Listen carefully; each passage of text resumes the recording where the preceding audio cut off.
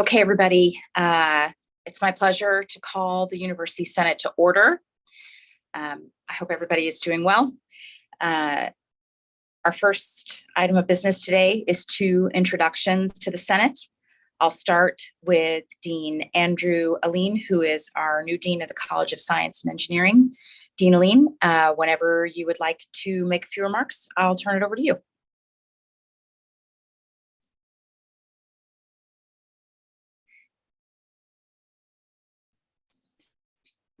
I'm looking for Dean Alene. I'm not sure if they've joined the meeting yet. Okay. How about Dean Botchway?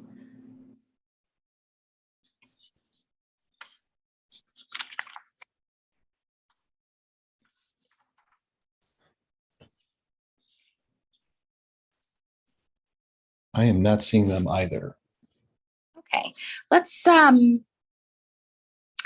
ahead and go to the president's report, and then we'll come back to the introduction of our new deans. How about that?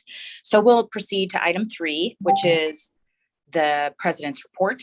And I thank you for the opportunity to give it. Before I go into the content of the report, I do want to note with some apology that we have a special called Board of Regents meeting at 3:00. And so I will give my report and answer questions. If there's time, I will introduce our two new deans, loop back and do that.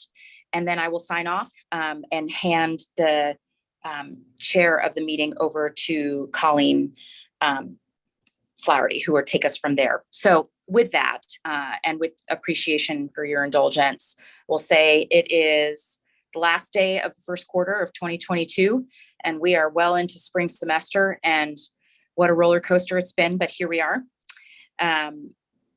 It is incredibly satisfying and fulfilling to me to see us running the semester in the way that we are, and in no way to indicate that that hasn't been hard or that we haven't been suffering in order to make that happen. But the way we were operating this time 2 years ago compared to we are today is, well, I mean, I'm just very grateful for it. So we've worked together, we've pulled together, and in some ways, we've had some of the best years in the university's history, which is sort of an incredible thing to think about and say.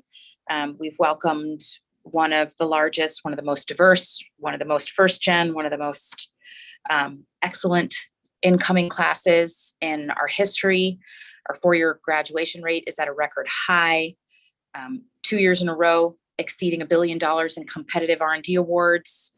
Tuition has been below the rate of inflation for years, and I know that doesn't mean as much this year, but for years, even when inflation was at less than 1% or below 2% for years, we've launched some really interesting new programs.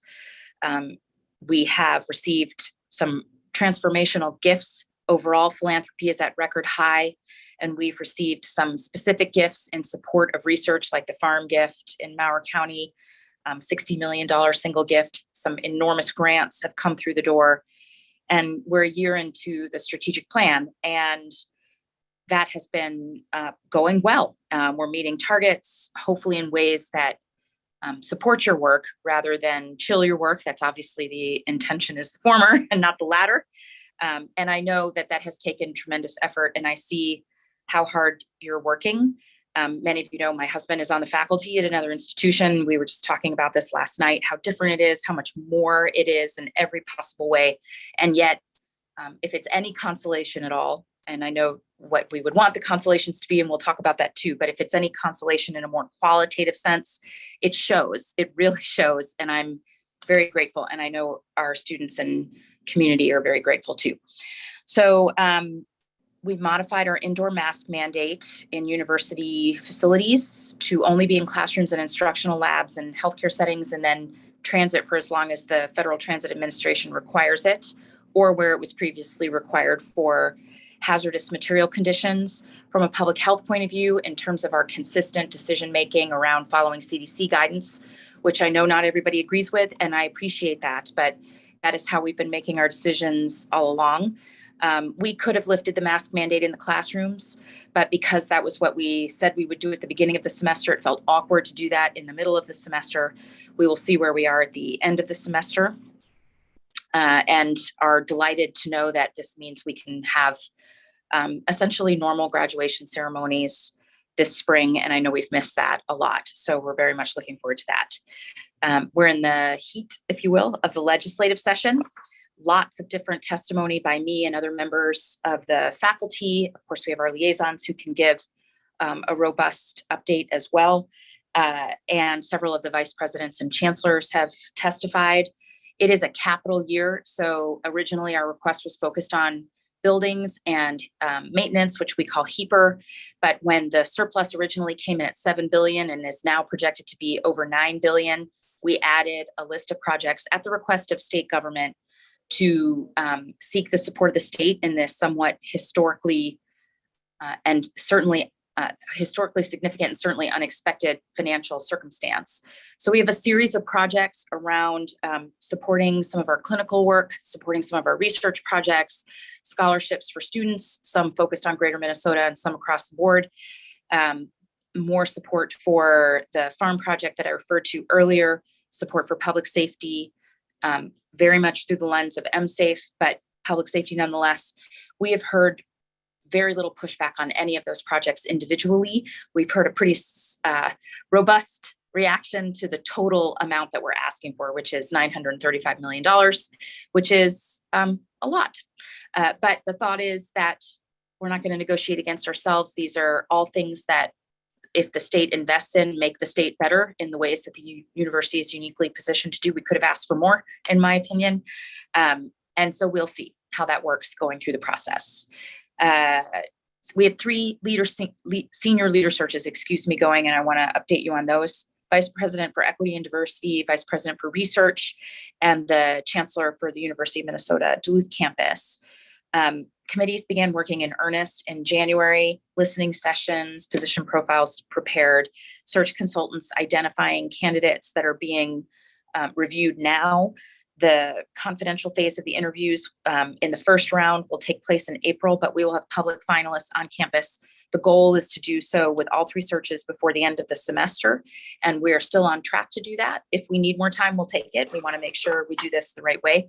But so far, so good. So we're optimistic about meeting the initial timeline and bringing forward some wonderful new members of our community or into new roles.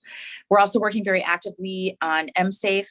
Our MSAFE co-chairs, Professor Kathy Quick and Dr. Mylene Colbraith, presented to the Board of Regents the work that many of you have participated in, tied very closely to the new Campus Safety Committee in the Senate, to the Board of Regents. So we're now taking those recommendations, and some of which we were already working on and doing, and the review of MSAFE affirmed that work, and some of which are new and require slotting either to the appropriate party to oversee, including potentially the Senate, and also in some cases some resources and working through budgets to do that. But lots underway there in a really, I think, a way that helps us progress in our commitment that every single member of our campus community feels safe in every way in which we would define that word. So still lots of work to do, but with tremendous effort from the people on MSAFE. And thank you again. And thank you in advance to our campus safety committee that we have the structures in place to see that work really take off. At the February board meeting, the Board of Regents approved the new namings and renamings policy. That was, as you know, many years of effort by a lot of people. Very grateful for that effort and very optimistic about where things have landed.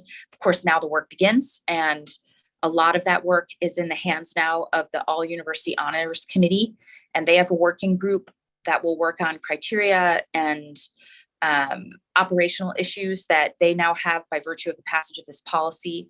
And so we should hear from them over the course of the next several months with progress reports. I do know there's a lot of thought in some of the aspects that one might think of, like the different climates of each campus and the different people who might be acknowledged on each campus. And all of that is being taken into consideration and worked through by the working group. We're also going into year 2 of the strategic plan. We actually have our senior leadership team retreat tomorrow, and we'll do some progress reporting there too. Lots of the work that we identified with your very robust consultation and other constituency groups as well is well underway. And if you are ever curious about where things are, there's a dashboard up on the president's office website. And if there was ever anything in particular that you'd like to revisit, it's an organic plan. It's intended to evolve as we evolve. It's only supposed to last for 5 years. You barely get going before you start over again and come up with the next one. And that's how it gets better. So we invite that and hope that if you are interested, that you would provide your feedback. One of the components of the plan is the Peak Initiative, and that's in the design phase. The team that's working on that is set to share details in September. There's a lot of faculty and staff involvement in this and lots of engagement and consultation going on. But if you have questions, we can certainly answer them. If I don't know the answer, we will get you to the person who does. And then today, actually, we celebrated the 50th anniversary of Title IX. It's an important moment in federal civil rights law. Just as a reminder, because I don't know that everyone knows this, it prohibits sex-based discrimination in any school or education program that receives funding from the federal government. Of late, it has had a probably arguably outsized emphasis on intercollegiate athletics, where we've seen perhaps most viscerally its impact, but its impact is felt campus-wide. I'm personally a beneficiary, and I think it's made our entire campus community better with a very organized approach to equity. And this weekend, we celebrate the Women's Final Four, the NCAA branded Women's Final Four, which only happened this year, that we will be hosting in the Twin Cities. So we've come a long way, but we have a long way to go. And we were really glad to be able to recognize it with a live stream panel with some of our, for the Twin Cities campus, some of our Twin Cities athletes, and then each campus can celebrate in the ways that suit the climate of their campus. So with that, I will pause and ask if there are questions. And Chris, I'm going to need help because I'm not on a computer right now. So if you could call for questions for me, I would be grateful. And before you do that, as they tee up, we did receive one in advance, so I'll go ahead and address that one. This question asks, the U.S. News Rankings released the School of Public Health rankings. The School of Public Health fell out of the top 10 in these rankings. I believe that the university and the state do not invest properly in the School of Public Health. What can you and the university administration do to more fully invest and support the School of Public Health, especially during a critical time like now? So given the nature of the question, I'm going to ask Provost Croson to respond. So Rachel, if you could respond to this question for me, please.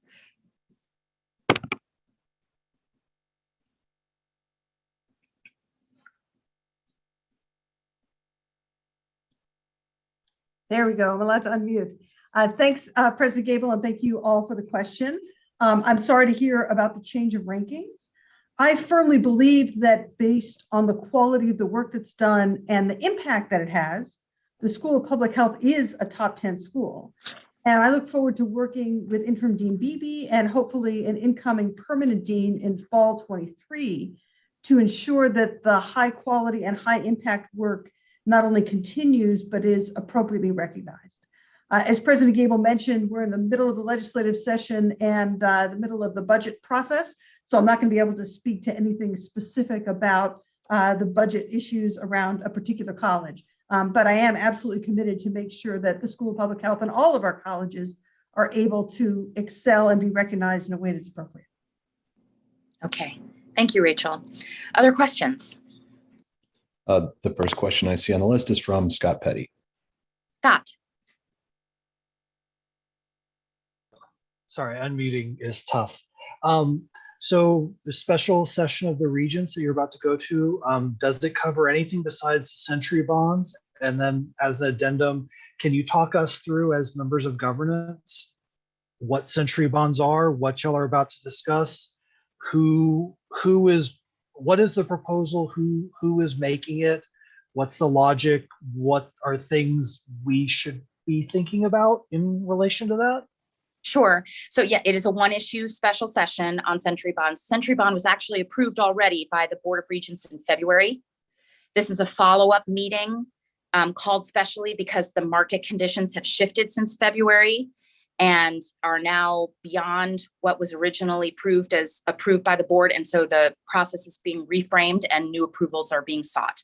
But Century bonds, broadly speaking, the term refers to a long-term debt, generally 100 years, hence the term century, that allows institutions with very large, relatively speaking, resources. And, we run on a $4 billion budget per year. So in this scale, that would be large, that have very good credit to take advantage of positive market conditions and draw debt in the same way that we issue bonds for capital projects, but with a much longer payback period, which creates a different market for those bonds.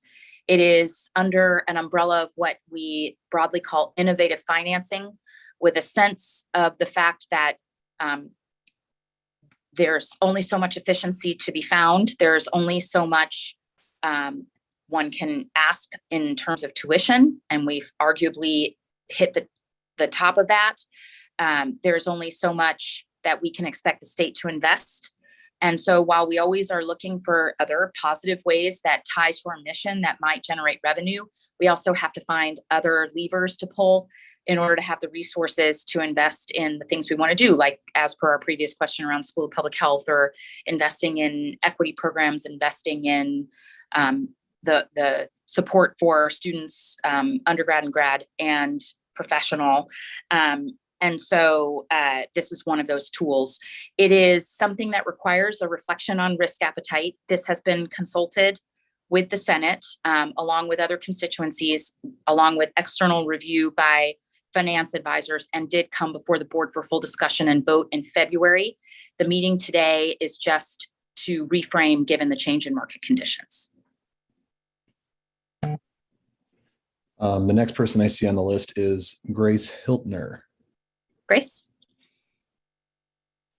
Hi, I just wanted to thank you for coming today and talking, but also I was just wondering if you knew anything yet. I know at the Twin Cities campus, the CPAC referendum passed with an 82% support for the students. Do you know what's coming with that, with all the discussion about public safety? So the CPAC referendum has passed. I haven't seen it yet. But the entire process and review of public safety is now coming off of the MSAFE review, which looked into components of CPAC and is being reframed for recommendations that would either go directly to VP Franz, Chief Clark, the Campus Safety Committee, me, or the Board of Regents, depending. And so we'll reply to the resolution, in the proper shared governance course of things. But that particular recommendation is part of the overall slate of recommendations that we received from MSAFE that we're reviewing. Okay. I see three more hands. I've got Mattia Allert next. Hi, Mattia. Hi. So Mattia Aller, ranking student senator. Also, I am a graduate student. So I have a question for you. So after recently going on maternity leave and now sort of coming back to work, I've been called into a special meeting to justify me going on maternity leave. And so as a lawyer and as the head of the university, do you have any thoughts on this? And then also, do you have any thoughts on the potential legal issues at hand here? So first of all, I'm not licensed to practice law in the state of Minnesota, so I can't answer a question as a lawyer. But I don't know anything about the special meeting, Mattia, so I can't speak to that. But I certainly would encourage you to bring this forward if you're concerned, either to Dean Lanyon or to EOAA. And we can also reach out to you offline with other resources for how you can explore your concerns through the different structures we have that are intended to ensure that you are treated fairly. The next person on the list is Nick Wallenhorst. Nick? Hello, my name is Nick Wallenhorst. I'm a student senator from the Twin Cities campus. My question is regarding any action by the university concerning the administration, the federal administration, and Ukrainian students seeking to continue their education in Minnesota. Has there been any action on that? And if so, what is the university doing? Yes, thank you for that question. Let me get to, there are several things and I want to make sure I don't leave anything out. So give me a second while I get to that portion of my notes.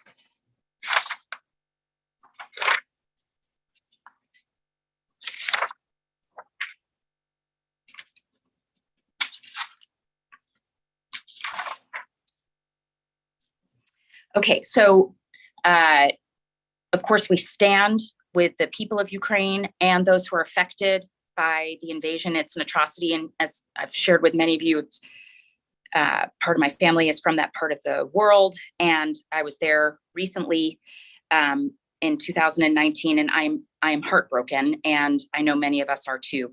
A lot of the work we do in times of global crisis runs through the Global Programs and Strategy Alliance, or some of you will see that abbreviated as GPS, and also through International Student and Scholar Support Services, or ISSS.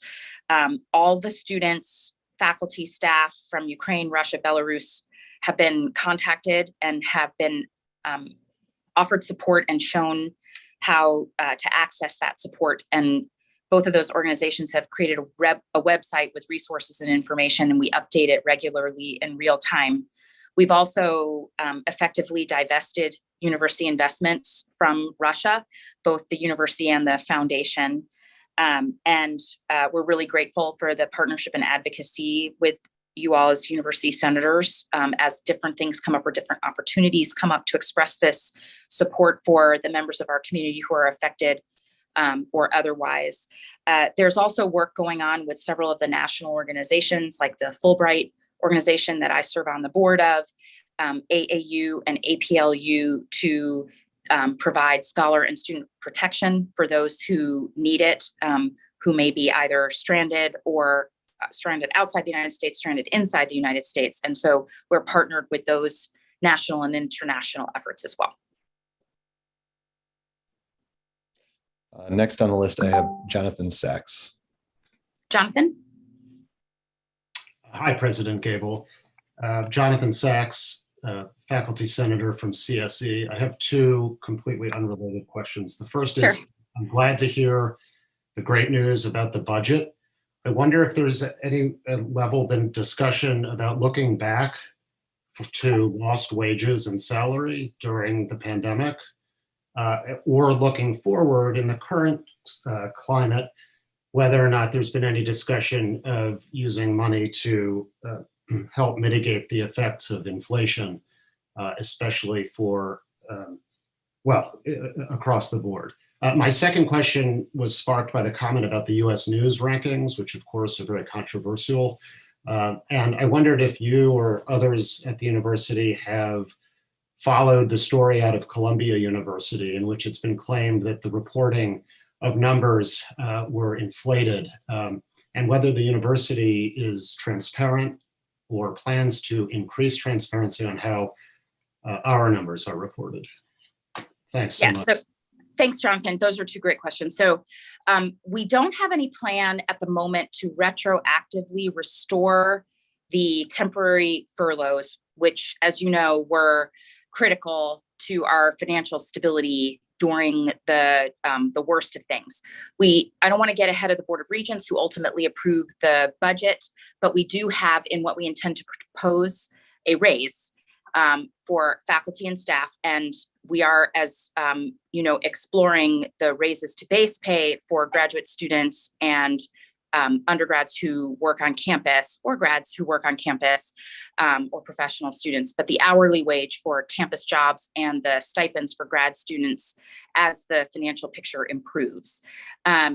In terms of, I wrote down the second part of your question, Jonathan, and now I can't read my own handwriting. So can you repeat the second part of your question for me?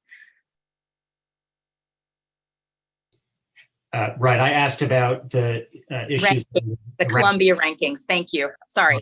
Okay. Yes, very familiar, as you might imagine. So for those of you who don't know, a math professor from Columbia University in New York essentially reverse engineered the rankings for Columbia University and wrote a blog post expressing his concerns that was then picked up.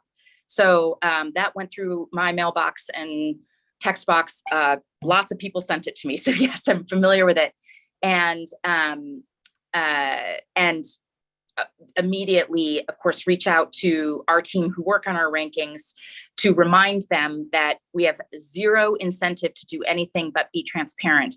All of our rankings are based on, for the US News rankings, are based on what we publicly report through iPads. That's how this professor was able to reverse, to work through the numbers. But if this group would ever like to hear from the institutional research people who file those reports, if there are any concerns, if you have questions about how things are calculated, we have nothing to hide. So if there's a desire for a dashboard, or just to have a presentation to the Senate or in committee from the institutional research people who prepare those filings, we would be delighted. So I have to, I think I need to suggest that this next one is the last questions, so that I can make sure I get to the Board of Regents meeting on time, with apologies. Yes, we have one final question from Carter Yost, and then our two deans have joined us. So Carter, before I recognize you, I'll just go ahead and let the deans know that after I sign off, Colleen Flaherty Manchester will call on you to do your introductions. Apologies for going a little bit out of order. Carter. Hi, President Gable. Thanks so much. I can be concise for the first time in my life, I suppose. So you mentioned earlier the university's budget request to the state legislature, and the Minnesota Student Association, and particularly our government and legislative affairs team, have been working with multiple members of the legislature on different components of that funding request. I'm particularly curious about Representative Mohammed Noor recently introduced HF 2723, which is specifically related to the safety and security budget request from the university, which is $90 million in one-time appropriations funding for security concerns on campus, and then $10 million in recurring money. Looking through the differences between sort of the respecting the constitutional autonomy piece, I suppose, of the legislature's funding request, I'm curious about how specific already the university's plans are of assuming, ideally that money is granted and passed to the legislature and is granted to the university, what the plans are for that money specifically in regards to campus security concerns and projects and infrastructure, and what plans there might be in terms of consultation either with the Senate body or with students on campus to ensure that the perspectives that were or were not represented necessarily within the MSAFE committee are represented in the implementation of what is obviously a lot of funds that can be used for a lot of good. And I'm curious about some updates on that end. Sure. Thanks, Carter. So I don't have in front of me the list of categories to which we would deploy the resources were we to receive the entirety of request, but it exists. And so we can email that to you, and then anyone else who would also like to receive it, just let us know and we will email it to you as well. Broadly, it was to increase the size of UMPD, to ensure the training, to make sure that we have sufficient lighting, to be able to update some of the cameras and things like that we use that are deterrent but effective in mitigating crime, and then also to allow us to continue the work of MSAFE. But there are more specifics than that. I want to be very clear that that's not an exhaustive list. Once the resources come in, a big part of MSAFE was to bridge into the consultative process. A lot of that sits in the Campus Safety Committee that the Senate created. It's not the only way. And part of what MSAFE has recommended, and that we absolutely believe in and are just working on the operationalization of, is how to make sure that that we're more open in, we meaning the administration, UMPD chief, everyone who touches it, Board of Regents, to students, faculty, staff, neighbors, community members, for exchange of information broadly, which would include the decisions around the deployment of the resources, should we be fortunate enough to receive them. So forgive me for abruptly signing off, but I will now pass this to Colleen with thanks and apologies. Have a good afternoon, everybody. Thank you, President Gable. So as mentioned, we're going to go back to the earlier agenda item and introduce the two deans we have present. I want to introduce Dean Aline, who's coming from the University of Illinois Urbana-Champaign, formerly Associate Dean of Research there, and also Director of NSF Multi-University Research Center. And the research focuses on control theory in engineering. I'll just let you introduce yourself. Any other comments you want to make, Dean Aline? Thank you very much, and apologies for stepping in a couple minutes late. As Colleen said, Andrew Aline here in the College of Science and Engineering. Extremely excited to be here. Very happy to join the Gopher family. I've already been welcomed very warmly and been made aware of a lot of the opportunities that we have here at Minnesota to, as I sort of say, hashtag change the world. We've had some great advances by our faculty, some wonderful recognitions by our students as well. And so, I'm just looking forward to continuing the legacy that a lot of excellent people have laid down before me, and seeing how we can improve, let's say, on what is already an excellent institution. I don't know, Colin, if you wish me to say anything else. That's great. Yeah, thank you. I think it Fair was enough. great for us to meet you and welcome you as well. Okay, next I want to introduce Dean Nisha Bachwe, the School of Public Affairs. She's coming from us from Georgia to us from Georgia Tech as an Associate Dean of Academic Programs at Georgia Tech, the Professional Educational School, and a tenured faculty member in the School of City and Regional Planning. Her research focuses on urban planning and designing buildings to advance private and public health. Welcome, and please introduce yourself to the Senate. Thank you, Colleen. And very nice to be in this Zoom room with the University of Minnesota Faculty Senate. I'm Nisha Bachwe, the Dean at the Humphrey School. I joined on a very cold day in January. I'm originally from Jamaica, so it's a little bit of a temperature change for me, but man, has it been a fantastic experience. The faculty, staff, and students here at the Humphrey School have really provided not just a warm welcome, but a tremendous set of accomplishments and hard work that has continued since Laura Bloomberg's departure last fall. Catherine Squires, who became the interim dean over the fall, continued that excellent work, and then the faculty have continued. Colleen, if I could maybe just give a few highlights, would that be okay? Fantastic. So I just wanted to note a few things. We have, the Humphrey School has impacts in areas generally around public affairs. And so, one of our faculty members, Greta Friedman Sanchez, recently was able to realize policy changes in intimate partner violence in Colombia, South America, and policies there. We launched our Swain Climate Initiative, invited Al Gore in the fall. Catherine Hayhoe is coming to speak to us here at the Humphrey School, and then we'll broadcast it virtually to the Big Ten schools, policy schools. So we're really able to amplify that climate change work. And then we hosted Malala Yousafzai also recently this year. We have our Public Leadership Awards coming up this May. We are bringing in 2 new faculty members in the fall, and that's a fantastic celebration. Sam Myers Jr., who some of you may know, he's been at the Humphrey School and the University of Minnesota for a very long time. He was recently named one of the most influential Black economists of the last 30 years. So he was just received that recognition, and we celebrate him. Looking ahead, we have our Junior Summer Institute coming up this summer. So that's 22 BIPOC undergraduate students coming into the Humphrey School to learn about public affairs.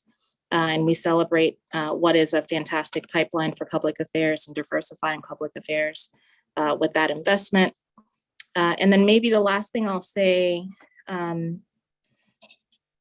is that, we remain a renowned public affairs school nationally. Our nonprofit management, social policy, and urban policy programs continue to be ranked highly. And we just published our Humphrey Counts kind of pamphlet that has all of our numbers in it, in addition to having us online. So as many of you know, professors can speak about nothing for an hour or a lot for 2 minutes. And so hopefully I did the latter. Thank you. Thank you so much, and for providing all that detail of what's going on at the Humphrey School. Okay, so we are going to now go back to item 5, which is a motion to approve A special rule limiting each speaker to 2 minutes each time they are recognized. A 2/3 majority of those present and voting is required to approve the special rule. Is there any discussion? Seeing none, host, will you please initiate the poll?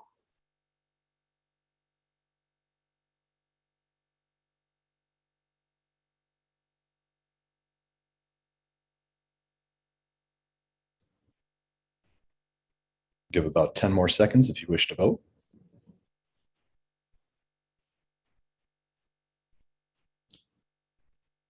And last call. There being 147 ayes, 0 nays, and 3 abstentions, that motion prevails. Thank you, Chris. Item 6 concerns administrative responses to University Senate actions and is presented for information. And there are 2 items linked in the agenda for you to view. Item 7 is a list of recent faculty, staff, and student deaths that have been forwarded for announcement to the Senate. I invite you to observe a moment of silence while I read these names. Karen Alanis, Kathy Anderson, Amos Deinard, Rose Garmer, James Parker, Michelle Quackenboss, Herbert Scheer, Kathleen Lesky, Carrie Ma Fooley, Jacob Schnorr, Tobiloba Taiwu.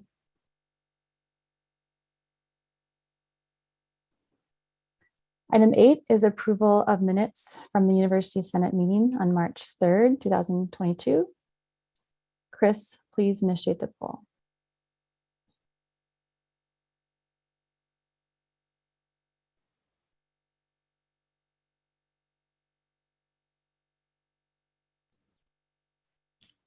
We'll give about 10 more seconds if you wish to vote.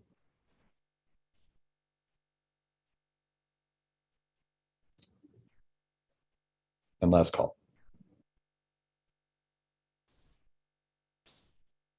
There being 133 ayes, 0 nays, and 10 abstentions, that motion prevails. Thank you. Item 9 is Provost's report.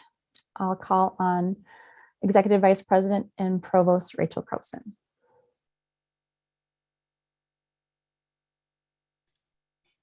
I can unmute. Wonderful. Good afternoon, everyone. Thanks so much. And thanks for the understanding as we had to rejigger the agenda a little bit based on everybody's other obligations.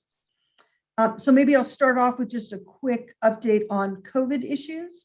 As you saw from President Gabel's emails, and as she mentioned briefly, masks are going to continue to be required in classrooms through finals. So our expectation is that finals will be taken with masks, but that masks will not be required for commencement or other end of semester celebrations. I have asked each dean to consider how they might structure their commencement in such a way that permits physical distancing or other safety precautions for attendees or guests who might want that. And of course, masks are encouraged and supported anywhere on campus, regardless of location or reason. And so with great hope and appreciation for everybody, we are optimistic about finishing out the semester in a way that avoids any outbreaks. We have so far been quite positive up till now, and our goal is to continue with that. Since we last spoke, I actually attended my first in-person gathering, which is very exciting. The American Educational Research Association and the Council of Graduate Students hosted a conference in Washington, D.C. on the future of faculty evaluations. So how do we ensure that we're incorporating interdisciplinary research and community engaged research and new kinds of scholarship into our both yearly evaluations and promotion and tenure criteria. And so I was one of a 3-party panel, one university president, one university provost, that was me, and then one funding source to talk about how that might change in the upcoming years. I also had an opportunity to present to the Board of Regents at their retreat, both on test optionality and the analysis we're doing around this incoming class, which was our first class that entered without a test, and also around our strategic enrollment. I'm preparing for the May Board of Regents meeting where we discuss faculty tenure, and we'll have a topic around initiatives around non-tenure stream faculty. And other updates, you should all have received an email on Monday regarding the kickoff on the revision to the core curriculum. That committee began meeting. I've spoken with this group about that in the past. That committee began meeting in January. They'll be hosting a series of online forums in Zoom to gather input in April and May.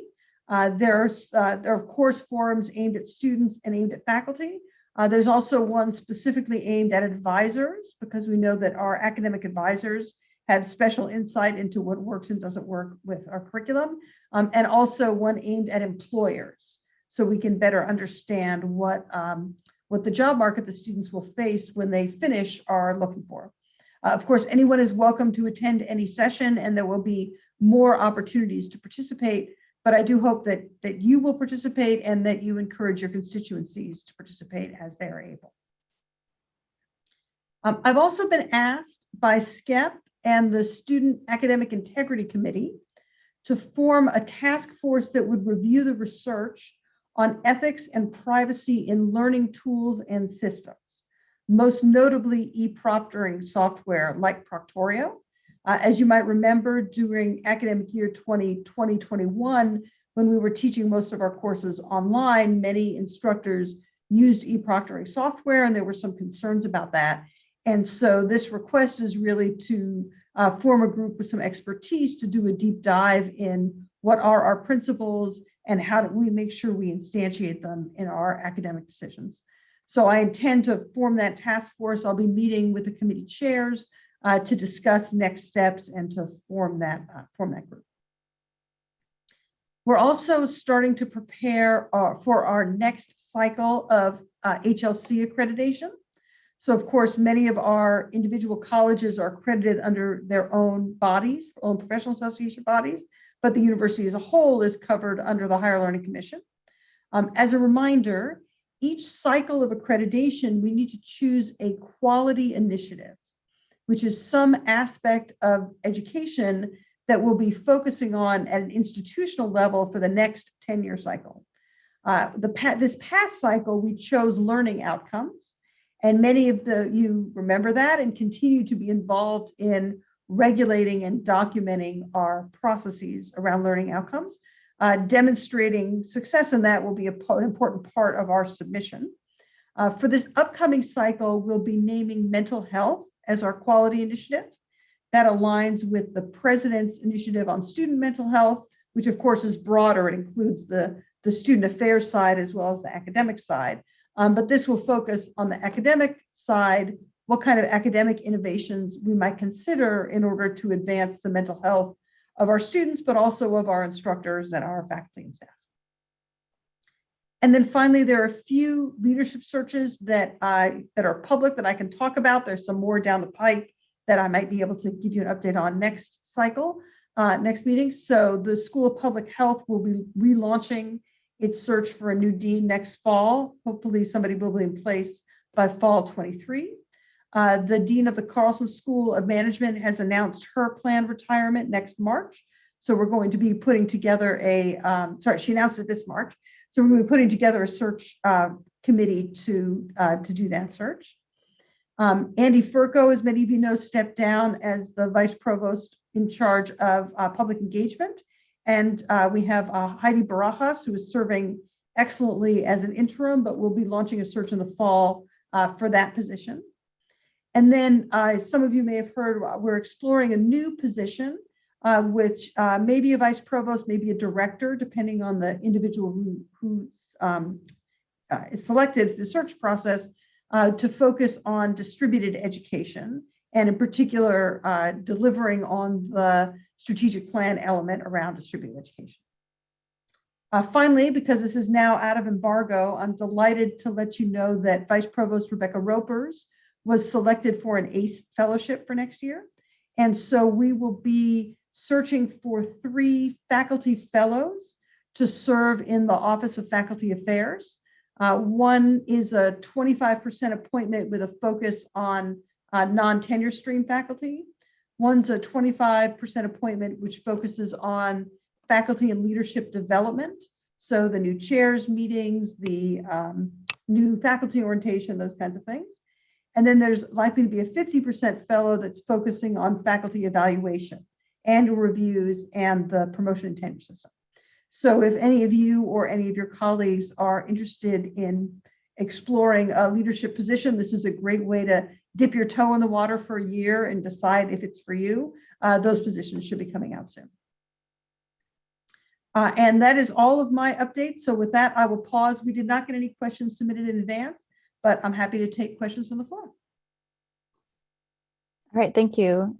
Chris, you can facilitate that. Sure. First in the queue, I see Scott Petty. Sorry, this process is always a little tough.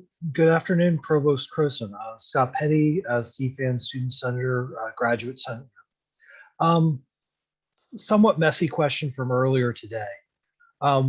My colleague, Mattia Aller, asked President Gabel a question about the mechanics of her going on maternity leave and having her baby Silas and the consequences of that. Not to like prematurely close a chapter on your life, but my impression is your last major academic work was studying challenges women face in the early stages of academic careers. I was wondering if you could talk a little bit about female graduate students having babies and going on maternity leave and how the university addresses that. And the thing that immediately comes to my mind is a graduate student who's a teaching assistant, the cost of their support is kind of a collective cost of a department, whereas a graduate student who's a research assistant is kind of the individual responsibility of a faculty member. And I was wondering how you try to align incentives to prevent an individual faculty member fully bearing that cost, not perhaps making decisions that would be bad for the institution.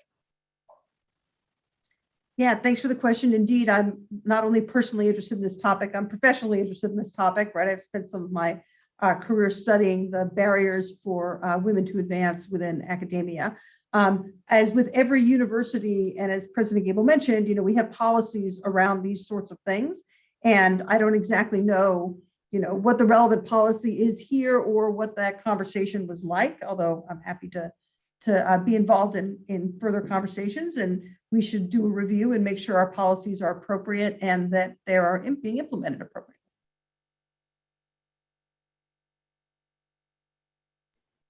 All right.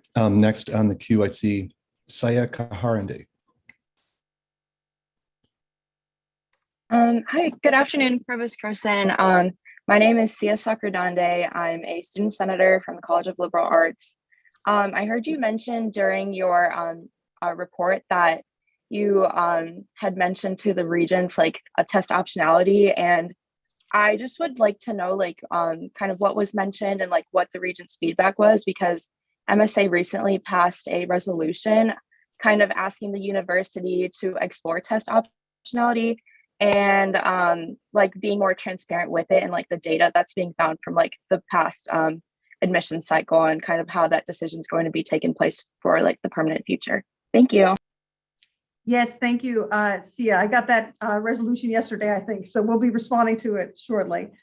So based on actually not in the retreat, but in a previous conversation, we told the board that we would be continuing our test optional policy for the incoming class through fall 23, and that the question was really about what we would be doing beyond that. And the idea about the retreat was to bring some more data on this entering class of fall 22, which was our first test optional class. Now, the data we have is still extremely preliminary, I would say, right? We just really have one semester worth of data. And so part of the argument about going through fall 23 was to enable us to do some more tracking and some more benchmarking and to learn more about what are the implications, both for the composition of the class and for the student success measures that we are all committed to. So I'm absolutely happy to share, that that data, what we have. Again, it's quite preliminary, so I wouldn't want to, transmit it broadly. But I think we'll absolutely happy to have discussions about what data people think we should be collecting and what we should be analyzing. And happy to engage with MSA or faculty governance or any other group that's interested in the question. Seeing no more questions, thank you, Provost Croson. Okay, our next item is item 11, which is the SCC report, and I'll call on Professor Ned Patterson to give this report. Thank you, Colleen. I'll just add on first on what Provost Croson just mentioned about the core curriculum, that that group early on in the process it's a planned agenda item for the April Senate meeting for them to come for some discussion of that in the process coming up, and this is very early on in the process. Next, there's a work group on the Constitution for all 5 Senates, the 4 individuals in the collective University Senate, looking at the Constitution and bylaws. That work, the Senate Consultative Committee and Consultative Committee leaders have started to look at, and will probably be coming to the Senate next fall for potential changes.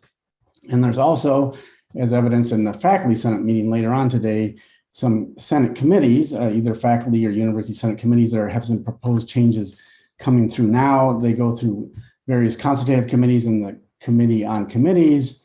And so there's some coming up soon, just to be ready for that. And that's separate from that other process. SCC has been and will be is also looking at employee total compensation, competitiveness in that, hearing about student wages, and asked to bring the minimum wage up depending on the location, and community minimum wages, and grad student stipends. All those things we're thinking about for all groups have been being discussed. As you recall, last time we had an information item here that the Faculty Senate last meeting had a discussion only on graduate school fees resolution. That then went back to the FCC for further discussion. We got some new information from the graduate school administration that as currently written, they didn't believe it could be done in a way that would be revenue neutral, that there's certain graduate student funding that would not be allowed to pay for fees. So that wasn't possible. There's still a pretty good consensus on potentially spreading out the fees. We also heard at that FCC meeting from COGS, the Council of Graduate Students, 3 members, and SIGS, the Council of International Graduate Student Members, that they had different additional issues, concerns about the current resolution, wanted it consulted more broadly and to discuss about just student fees in general more broadly. So FCC, upon their advice, partially referred that back to SCC. It will be discussed at the next Senate Consultative Committee meeting. That's why I'm bringing it up now. And then the aim is to bring, after additional consultation, a resolution about graduate student fees that's potentially workable as the best goal for the April Senate meeting. And that's all I have for the SCC report. Thank you. Thank you, Ned. Item 12 is the Faculty Legislative Liaison Report. I'm going to call on Professor Rob Blair to give this report. Hi, everyone. I'm Rob Blair. I'm the head of Fisheries, Wildlife, and Conservation Biology, which is located on the St. Paul campus. But I also am, along with Donna Spanis-Martin, one of the 2 faculty legislative liaisons, which means we represent the FCC and the faculty voice at the state capitol. This year's session has been very interesting. Take $9.5 billion extra dollars, throw in changing legislative districts, and then count in Republican ambitions on taking over the House and the governorship. And I am not as good as predicting what's going to happen as I previously was. Currently, we're in the middle of week 9 of the legislative session. That means last week, the committees looked through all of their bills, and if they were not forwarded on, they're dead. So if you have a favorite bill and it's not been forwarded out of committee, it will not be considered this year, except in very special circumstances. This week, they're reviewing the ones that made it past last week, and those will be the ones that are finally considered by the committees in depth. How to spend or not to spend $9.3 billion is at the top of all the legislators' minds. It's a historic number. We've never seen it in generations or ever. The Senate has proposed returning all $9 million to taxpayers. And the governor and DFL legislators are interested in child care benefits, pandemic pay relief, K-12 education, and public safety. They're really far apart on these issues, and even failing to agree on first line people bonuses, as well as unemployment insurance, means that they are not working well together. There's no requirement to spend the $9 billion this year.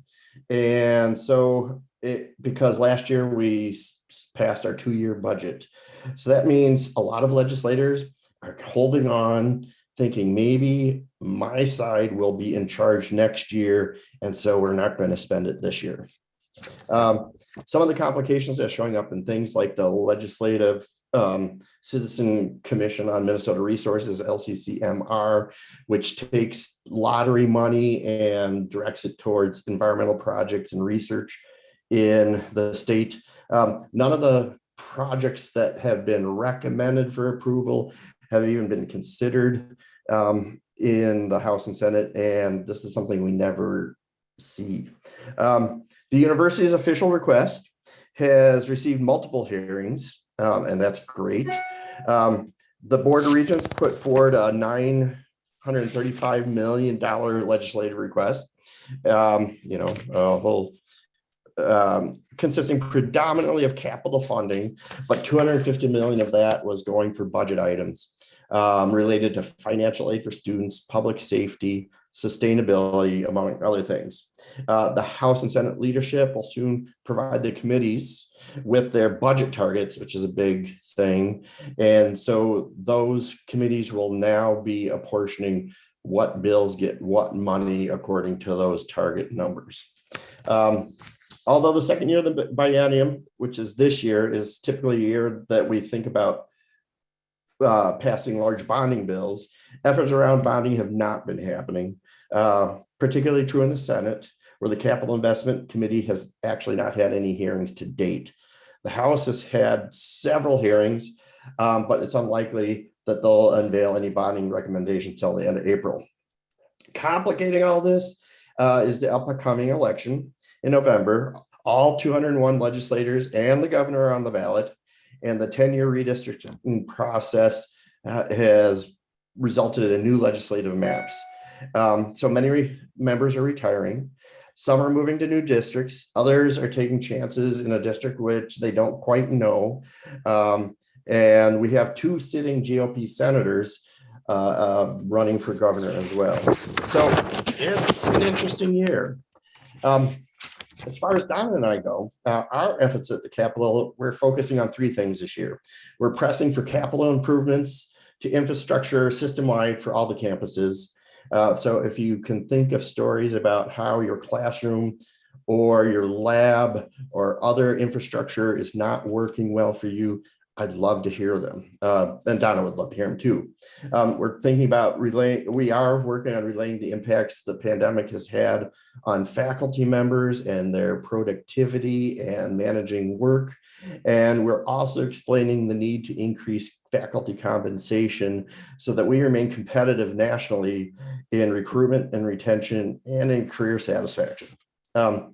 So for doing all this, we need your help. First, we want to know the best stories. The best ones are those personal ones where you can tell stories about the window that falls out of your lab. Yes, it happened to me. Or any other sort of thing that could help you work or has prevented you from being successful. So the best way to do that is to sign up for UMN Advocates, which is a group of people who say, hey, we want to know what's happening at the legislature and we want to help you out. If you Google UMN Advocates, you'll get to a page where you can sign up. This year, there's a special feature which allows Don and I to reach out specifically to faculty members who have signed up for that. And so we can ask you to do special things if we know you have a specialty where the legislature is interested in research that you do or something like that. The other thing is we just want to hear your stories. The best thing, I always think being a scientist that numbers will like convince everybody, and that's not true. The best thing is actually a good story that illustrates a monetary request. So thanks for listening, and sign up for UMN advocates, and I'll be able to keep in touch with you better. Thanks, Professor Blair, for that nuanced report. Okay, so we are on to item 13, which concerns old business, and there's no old business for the University Senate at this time. Item 14 concerns new business for the University Senate. Please note that any new business will be referred to committee unless special permission is granted by 2/3 of those voting and present.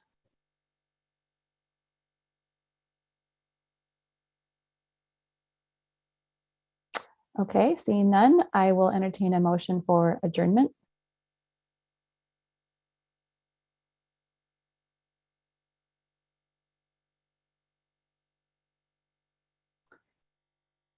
Looks like we have a motion. Is there a second? Thank you, Sarani. Chris, will you initiate the poll?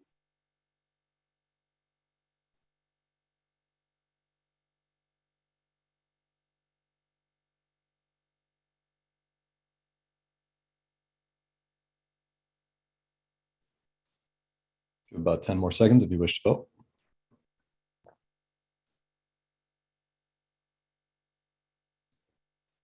And last call. There being 147 ayes, 0 nays, and 1 abstention, that motion prevails. Thank you, Chris. And this will be the end of the University Senate. Faculty senators should stay on the same Zoom link, but we will take a 2-minute break for you to stretch and get what you need.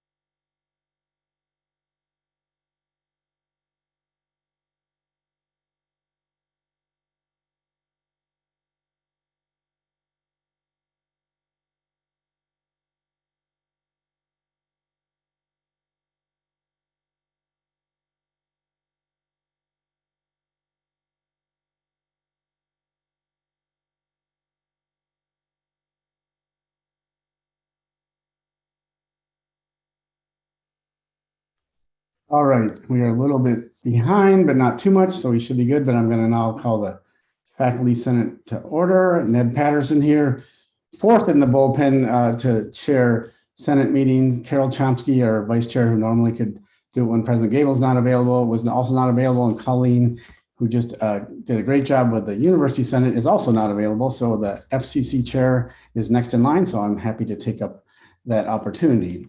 So this is a meeting of the Faculty Senate. While non-faculty senators are welcome to stay on and attend this meeting, Only faculty senators may introduce business and vote on matters considered at this meeting. The floor is reserved for faculty senators. Others may have the floor if yielded time by a faculty senator and recognized by the chair. So we'll go on to item number 2, concerns administrative responses to the faculty senate actions, and is presented for information, and there are none pending. Item 3 is approval of the minutes from the faculty senate meeting of March 3rd, 2022. Chris, could you please initiate the poll?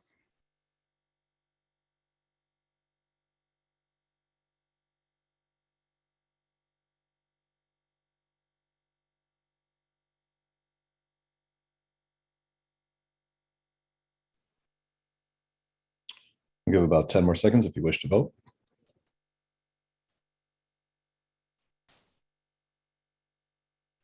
And last call. There being 79 ayes, 0 nays, and 10 abstentions, that motion prevails. Chris, item 4 is the FCC report. I will now switch hats as FCC chair and give the FCC report.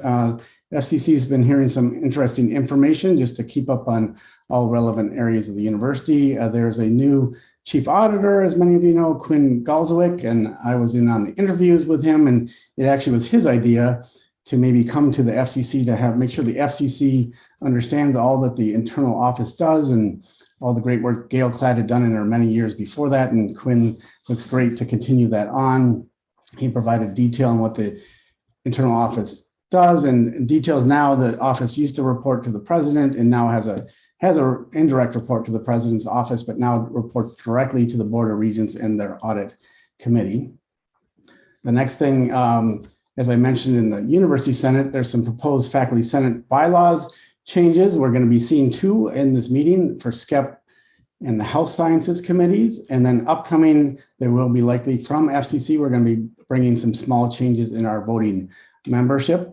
I'll remind everybody, and stated there, that bylaws changes need approval by half of all faculty senators at one meeting. So hopefully we'll get that for these today if there is approval, or half of the members present and voting at 2 meetings. So we'll have to see if we meet the threshold, but these are a big deal because they're bylaws changes. And then in the fall, when we get to some possibly constitutional changes, that takes 2/3 of all faculty senators for a faculty senate meeting. We just heard in our FCC meeting earlier this afternoon about the faculty misconduct task force led by FCC member Jen Goodnow from the Morris campus. It was the first consultation that faculty misconduct task force is going to go through numerous consultations, including faculty senate committees, university senate committees, and others. It will come back to the FCC and then potentially for the fall to both the faculty and university senate. From our FCC retreat last August, we really wanted to this year focus on diversity, equity, inclusion. And since most policies, administrative policies, go through governance and many through the faculty Senate, we wanted to hear from the Equity Lens Policy Review Committee that for about 4 years now has been looking at all policies from an equity lens. And so we got many details of that, have a better idea of how that works, and making sure we can also help them and help all of us look with a DEI lens at all of our policies and activities. As you recall, we had a February faculty senator town hall on how to support faculty in these challenging times and into the future, and reestablishing the employment relationship, hopefully for even more positively. And FCC leadership is having ongoing consultation with administrators, and we're working on convening a facilitated session with representative faculty and administrators and a facilitator to work on some practical proposals to hopefully bring soon. So if you wondered, after that town hall, we are continuing to work on that. As also mentioned, as another topic in the University Senate report from the SCC, the grad student fees resolution, some additional concerns about the feasibility and the consultation. At our last FCC meeting, we referred it to the next SCC meeting, Senate Consultative Committee, and we expect that resolution, which was discussed as discussion only at our last Faculty Senate meeting. We're aiming to have hopefully a workable consultation solution resolution for the April University Senate meeting because it affects not only obviously faculty who hire graduate students, but graduate students themselves.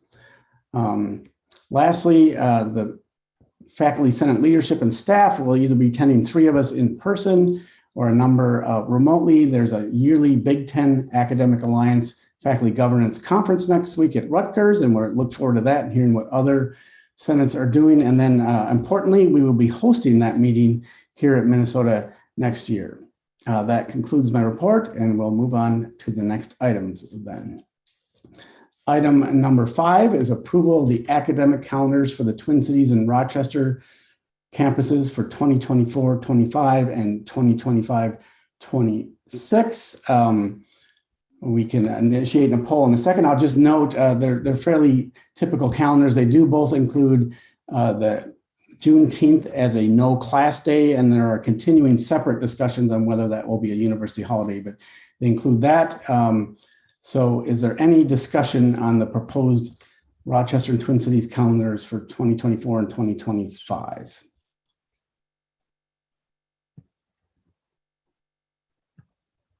Don't believe I see any raised hands. Chris, please jump in if I'm missing any.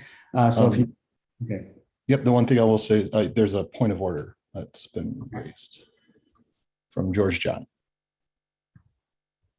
Thank you, Chris. Thank you, Chair Patterson, for recognizing me. I noticed that you spoke to the resolution I introduced last time, and this will take 10 seconds. At our last meeting, I introduced a resolution. The Faculty Senate discussed it as an information item with the expectation of an up or down vote at this meeting. I move that we recall and add my resolution to the agenda for today's meeting so we can have a final discussion and an up or down vote. Thank you. I believe, and Mitch, we can get parliamentary advice that is not in order right now for this item that could be brought up as new business at the end of the meeting. So I think we'll go on to this, and then you may bring that up again at new business at the end of the meeting.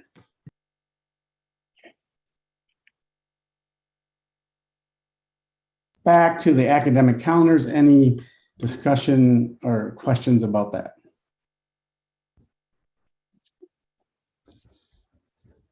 Seeing none, Chris, if you could initiate the poll.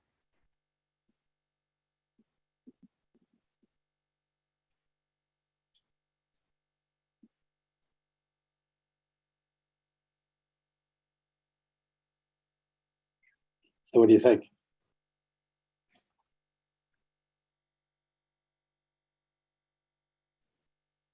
Give about 10 more seconds if you wish to vote.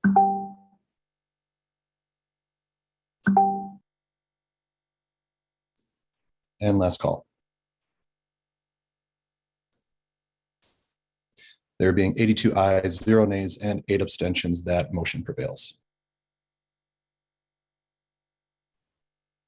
Okay, great, thanks. Item 6 is approval of the retirement of 3 educational policies from the policy library. There's a detailed explanation on how they're being retired, that in many cases, there's other ways these policies are being covered or there are practices to do them. So there's not actually major changes, but it is detailed explanations.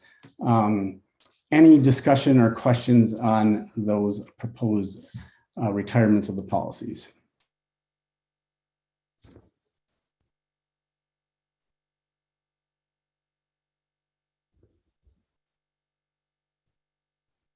All right, seeing none, Chris, could you initiate the poll?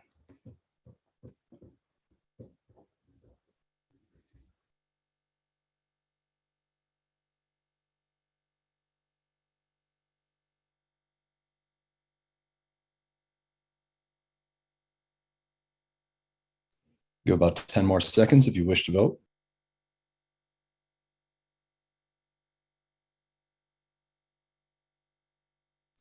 And last call.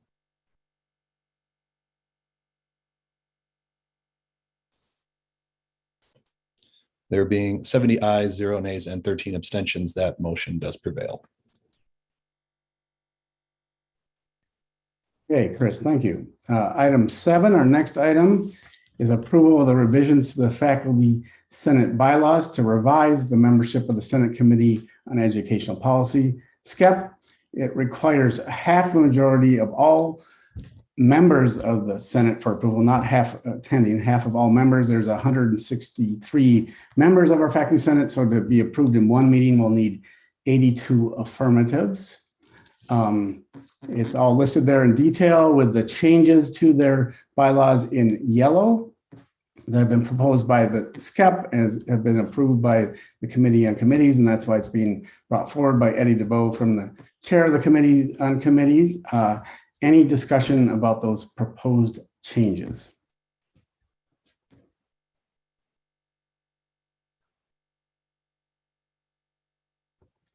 Okay, good. It seems like non-controversial, hopefully. Seeing no hands raised for discussion, Chris, could you initiate this poll?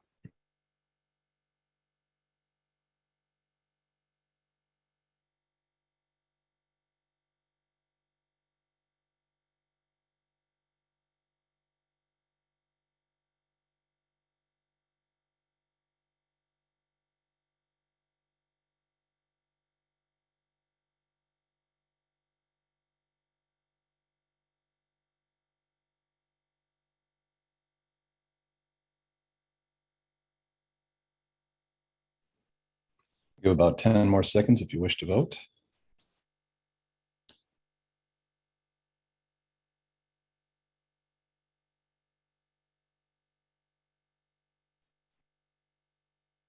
And last call.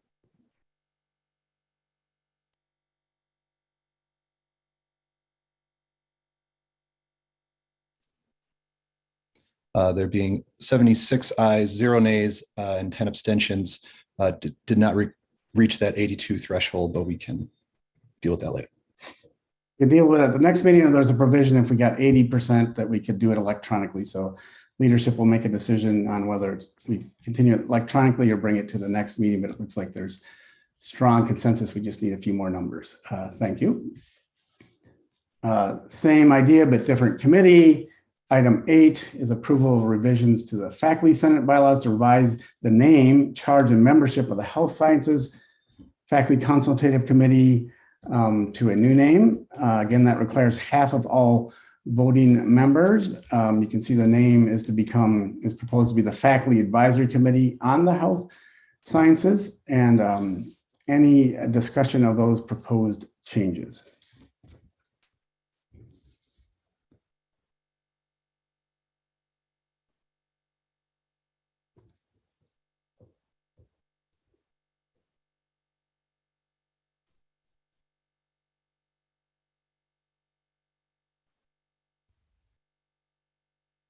Not seeing any. Chris, could you initiate the poll, please?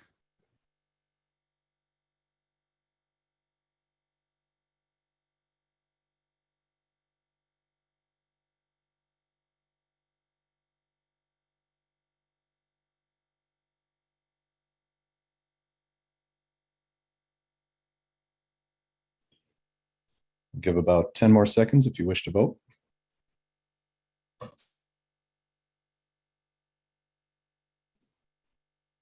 And last call.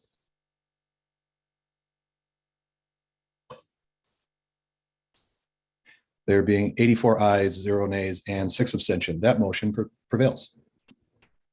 Okay, great. Glad to get something done in one meeting. Sometimes it's fine on the other and not a big deal. Let's see. Item number 9 is approval of the recommendations from the Task Force on Disability Accommodations in the Learning Environment. As you note in the agenda, that FCC has unanimously endorsed these recommendations, but there's some details and we want to make sure everybody's clearing them all. There was a material you were supplied on, and I'd like to call on Professor Brendan Munson to present this item. Professor Munson. Hi there, I'm Ben Munson. It's nice to meet you all. And it's a pleasure and an honor to be here talking about something that we can do collectively to affirm and strengthen our commitment to education as something that is universally accessible. As you see summarized in the agenda, the Senate Committee on Disabilities Issues, which I chaired at the time, brought a motion to the floor of the Senate to develop universal professional development in best practices in accommodating individuals with disabilities in the learning environment. That motion came from the grassroots, from members of the Disabilities Issues Committee and committees and groups of students with disabilities. The motivation here, the broader motivation, is something that is familiar to us all, that the number of people with disabilities on our campuses are growing very rapidly. The Disabilities Resource Center does a strong job in addressing the needs of students with disabilities and assessing them and in writing letters that begin the interactive process between students and instructors to develop accommodations for individual students in individual courses. We believe that that process would go more smoothly if every instructor had received uniform professional development on best practices in accommodating individuals with disabilities. For pretty much all of calendar year 2021, a task force that I chaired and Donna Johnson from the Disability Resource Center co-chaired met to develop recommendations for what the professional development would look like. And we came up with what is on a set of slides that I think Amber is going to be able to project. I don't have screen sharing capability, but Amber, are you able to pull up that slide deck? Very good. All right, so yeah, we'll start at the first page of that. Right, and I'm really just gonna talk about this one page and then we can jump down to the third page. So the recommendations, and this is just it's what you see in your notes.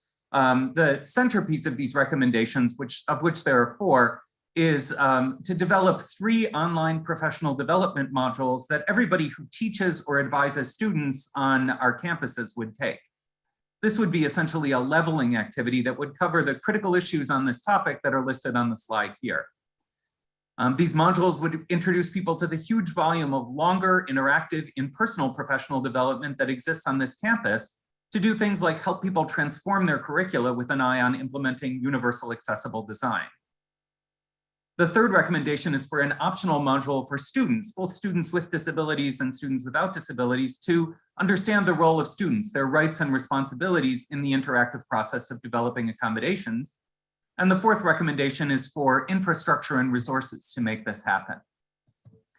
So when I became I'm chair of the Department of Speech Language Hearing Sciences in the College of Liberal Arts. One of the things that I was told early in my chairship is whenever you make a recommendation, you say, here's what we're doing, here's why we're doing it, and here's how we'll know if we've been successful. And so I think in the materials that you received, I think I've covered the first 2 pretty well.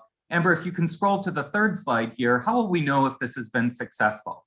Well, ideally, we want to see better outcomes for students with disabilities. When we look at the CERU data, both the undergraduate and the grad CERU data, individuals who have identified disabilities have outcomes that are dramatically worse than those of their peers without disabilities. But there's also a plus for all of us, for instructors, and that is we hope that this kind of a leveling activity, this uniform professional development that we would undertake, is going to lead to less time spent by instructors making these kinds of ad hoc individual accommodations. We would all have a set of knowledge and skills that would be that would come from these required online modules, as well as the opportunity to learn more if we so choose. So this is an activity that I've been working on for 4 years, and I'm very excited to present it to you, and most happy to take your questions or clarifications, whatever you like. All right, any questions, comments, clarifications?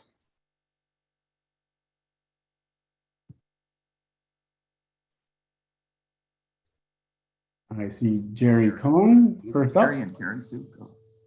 So I have some question, which is, I ask of all people who want to give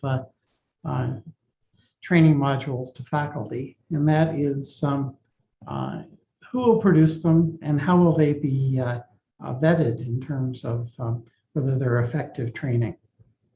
So Jerry, I will not, I'm going to push back right away on the word training. Animals are trained, humans develop. So professional development is actually I appreciate that comment, because I don't like training either. I prefer education, but yeah, if you want us to go through a series of modules that will be produced, you know, I have experience with the sexual harassment module, for example, where we passed it through academic freedom and tenure, not once, but twice.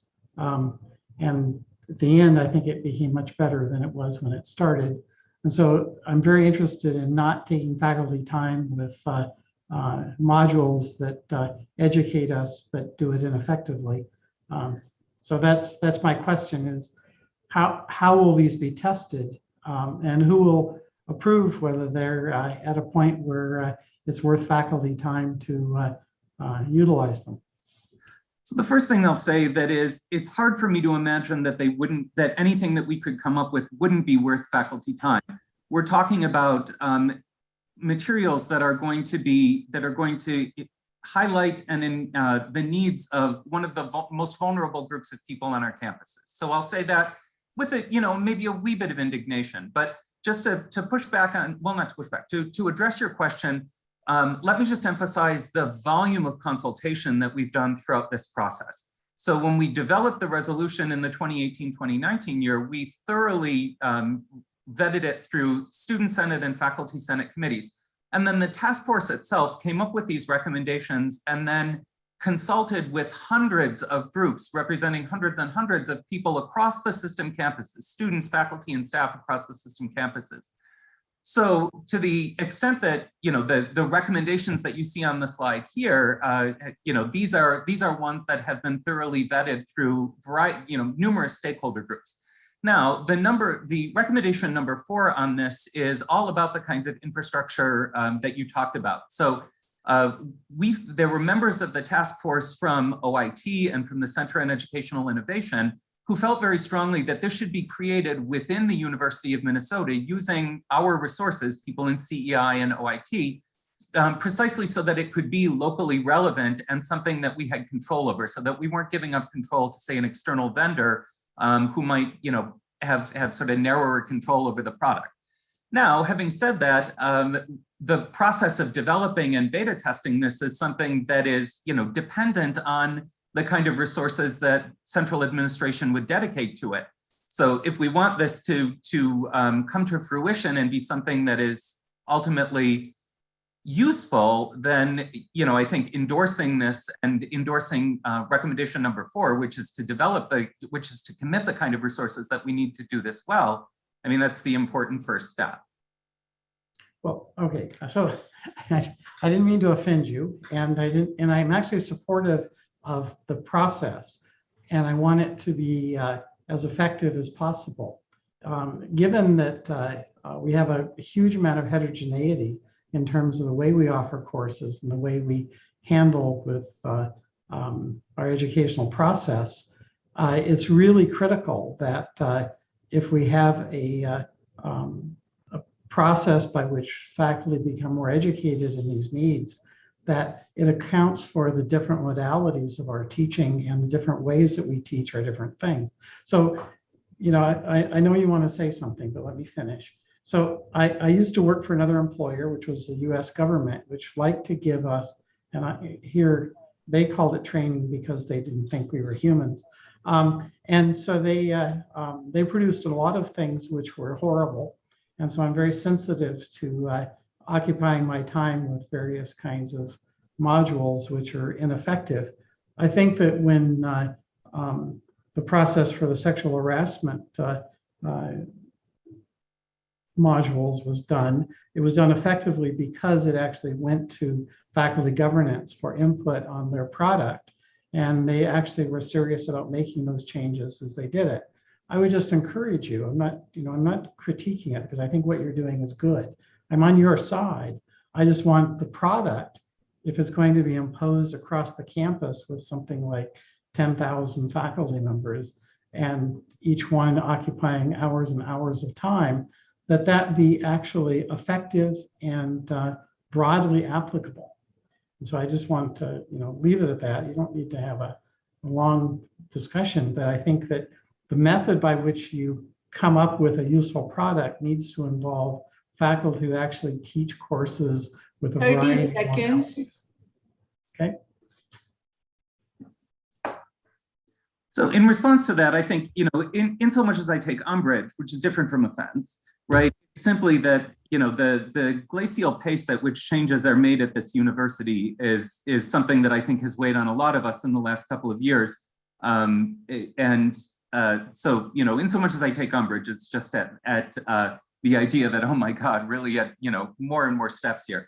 One thing that you bring up though, Jerry, that I think is important is in the conversations that we typically have about accommodations in the learning environment, we miss the way that agency is built into it. So, what we want to do through these trainings is through these professional development modules, what we want to do is to give people exactly the kind of broad knowledge that would say you don't need to take a one-size-fits-all solution. But I don't want to spend too much time on this because there are 3 in queue right now. But thank you for your comment, Jerry. All right, I see next up, Karen Sue, and if people could just introduce themselves briefly too, and then get into their question, thanks. Hi, yes, thank you. I'm on the comment side of the questions or comment. I just really want to thank Professor Munson and the task force for having carried the heavy water on this effort, which I think is really critical and could have a profound impact on students who are some of the most vulnerable on our campus. So thank you. All right, thanks for your comments. Next up, I see Jennifer. Jennifer Rowe. Hi, yes, okay. I'm Jennifer Rowe, I'm a faculty senator from CLA. I just wanted to thank also Ben Munson for this task force, which I know has been a long process. I also am speaking on behalf of the Critical Disability Studies Collective, and you may know or have heard of the fact that we have been running it's called Teaching with Access and Inclusion, and these programs that have been a wonderful bridge between the DRC and CEI, the Center for Educational Innovation, really deeply thinking about access as not just a series of Band-Aids, right? That we have to run after each issue, each concern with a different size Band-Aid for a different size problem, but to address disability and access as a root problem. There are root causes that we can shift in terms of climate, in terms of content, in terms of our pedagogy. And so I hope that you might seek to partner with Dr. Angela Carter. A lot of these trainings we have been funded purely from grassroots funding. We've cobbled together different grants, different contributions from different programs, and we are now in our 4th iteration of these trainings. We presented them to deans, we presented them across campuses, and Angela really has been thinking deeply about precisely going back to, I think, Jerry Cohen's point, how to adapt these teaching with access and inclusion 30 seconds. Modules to STEM classes, to to neuroscience, to art. And so I think that hopefully we can think together about this. And I just want to applaud you for your hard work on this and affirm that there are a lot of people thinking through these concerns with a lot of creativity and experience and dedication. So just to respond to that, Jenny, thank you very much. Yeah, and I know Angela pretty well, and I took Teaching with Access and Inclusion, and it was an inspiring experience. It was a great experience to do the Teaching with Access and Inclusion. I will say that one of the things that was quite surprising to me and to the other members of the task force as we did this really extensive consultation was just how many people, we went into it saying, thinking we really need these modules to be short.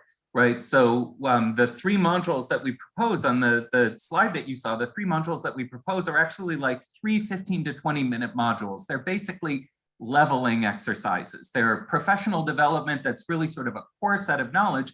And then, links that say, if you want to learn more about this, sign up for Teaching with Access and Inclusion. If you want to learn more about this, do the Digital Accessibility Badging Program.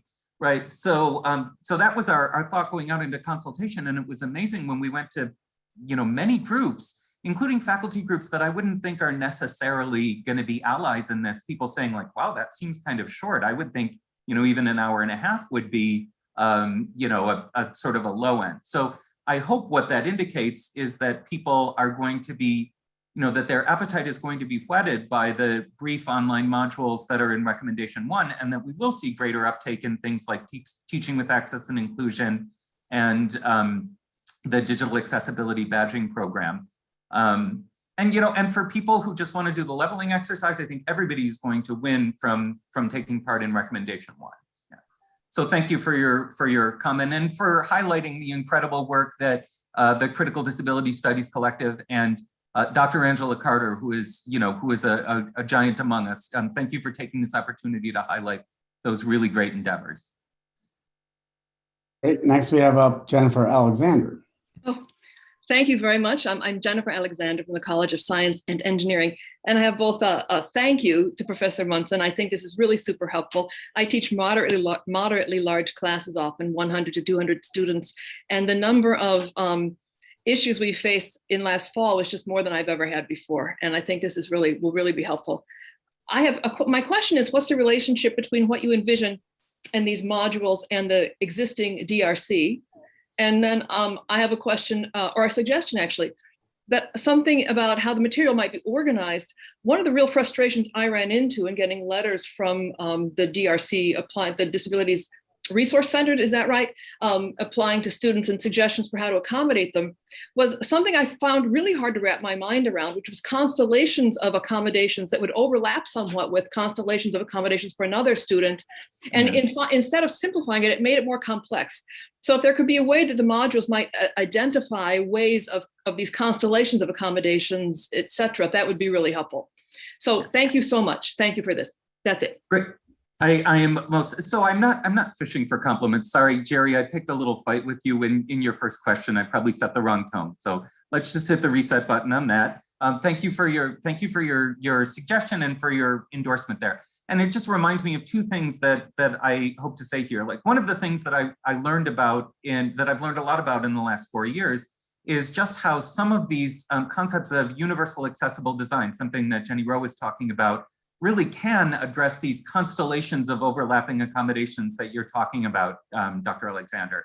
So I think that that's something that maybe that the required modules from recommendation 1 would touch on, but that, people who are, maybe people who teach these kinds of big courses over and over again would do well to take a, teaching with access and inclusion, and maybe even work with an access specialist like Angela Carter to find kind of ways to transform the pieces of classes while honoring kind of the essential functions of the class as well. Ways that people can do transformations that would ultimately save us time, because all of these ad hoc fixes, these 17 different size band-aids that people are putting on 17 students in a 100 student class, can be kind of regularized and rationalized a little bit more. Okay, now see next up Stefano's hand. Yes, this is Stefano Gonella, CSC Senator. I just have a question or a clarification regarding the different modules that are proposed in the documentation that was offered. It seems to me that Module 1 and 2 refers to practical aspects like accommodations, how we recognize and we deal with disability situations, which can be very helpful in recognizing them and addressing them properly. The third one, however, talks about things regarding the course materials. I felt a little bit more a bit skeptical about something regarding the course material, which seems to me to be fundamentally a prerogative of the instructors. Ultimately, I know this is just recommendation for best guidelines, best practices, strategies, right? Just things to help the instructor. But I'm a little bit concerned if this had to become requirements, or that would have to be followed, because I'm afraid that it might infringe a little bit on the ability of each instructor to craft the course in the way they think is most appropriate. So I would like to hear some comments about this point. Yeah, absolutely, and it won't surprise you to know that I've thought quite a bit about this. So, within the Americans with Disabilities Act, which is the federal law that we're adhering to with the DRC and with the accommodations, there is a provision called essential functions. So, in every job, there are essential functions that people must be able to do, perhaps with accommodations.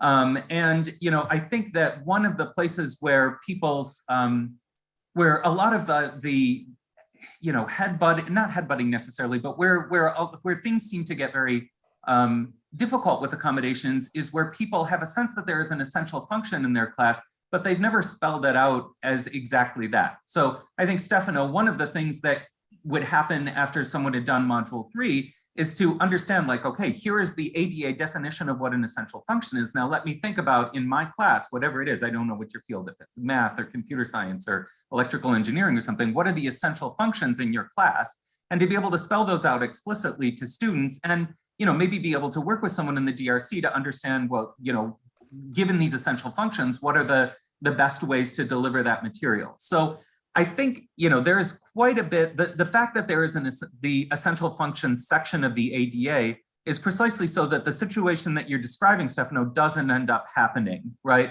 The university, there shouldn't be a tension between between teaching in a way that is maximally accessible and retaining the academic freedom that is at the centerpiece of the university. I think it's also the case that the DRC doesn't have, well, I don't want to finish that sentence, but I think that what we're trying to do is empower people to have discussions that are more productive rather than just resorting to somebody saying, okay, now we're telling you, you must do this, right? So, hopefully after you've taken these required modules, you will have a lexicon and a knowledge base that'll, allow you to come back and say, well, actually, what I understand about the essential functions portion of the ADA is that I have the flexibility to do A, B, and C. Does that make sense? All right, I think I saw a head nod there. So, and I don't. saw that. Yep. So it sounds like we're good. I don't see any additional raised hands. I see a thumbs up. Thanks. So I think we're ready. There's a printed motion to approve the recommendations of the Task Force on Disability Accommodations in the Learning Environment. And Chris, you could initiate the poll now.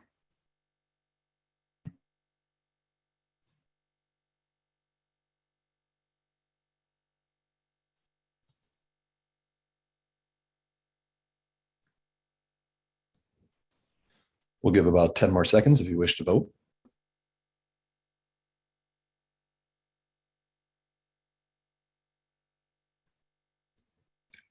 And last call.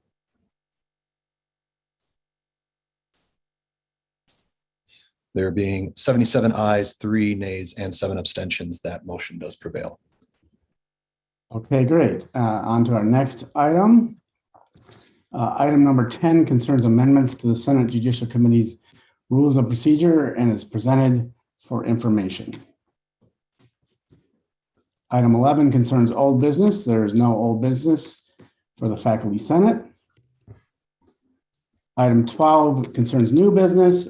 Please note that any new business would be referred to committee unless asked to be for immediate consideration, and then that would need to be granted by 2/3 of those voting and present, and that is not debatable. Any new business? See Professor John's hands up. I presume he's coming back with the new business. Thank you, Chair Patterson. Obviously, you know what I'm going to say. Again, thank you for the indulgence here. I think that having discussed it last time, I'd like to introduce this as a motion to add my resolution to bring it back. I'm probably getting the wording wrong here, but I'd like to get an up or down vote on this motion and final discussion and vote at this meeting. So that's my motion. Okay, so I take it the motion is for immediate consideration of the resolution as was written, discussed at the meeting last time. So that takes a 2/3 vote to consider for immediate consideration today. So we can do that vote in a second. Did you have something you wanted to clarify, Professor? Yes, Chair Patterson, I do have a link to the resolution. If you want me to, I can send it to Chris on chat or whatever's the easiest. Yeah, if you can send it to Chris if we need it, that would be helpful. Okay. And then I see some other raised hands. This is not debatable, or either the other raised hands a point of order. But if they're about this motion, we just need to vote. It's not debatable.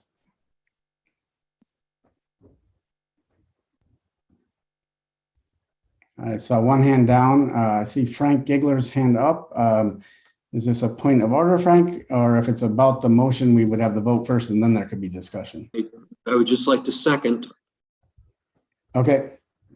So I guess, yeah, we probably technically need a second. So thank you. So there's a motion and a second to immediately consider the resolution on graduate school student fees that was in our Faculty Senate meeting last time. And so it takes 2/3 for this to proceed forward of members present. So Chris, can you initiate the poll, please?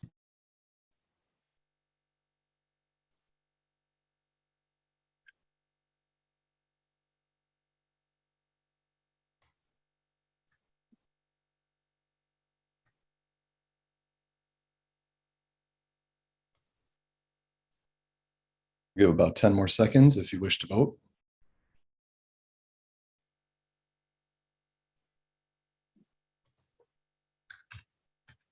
And last call.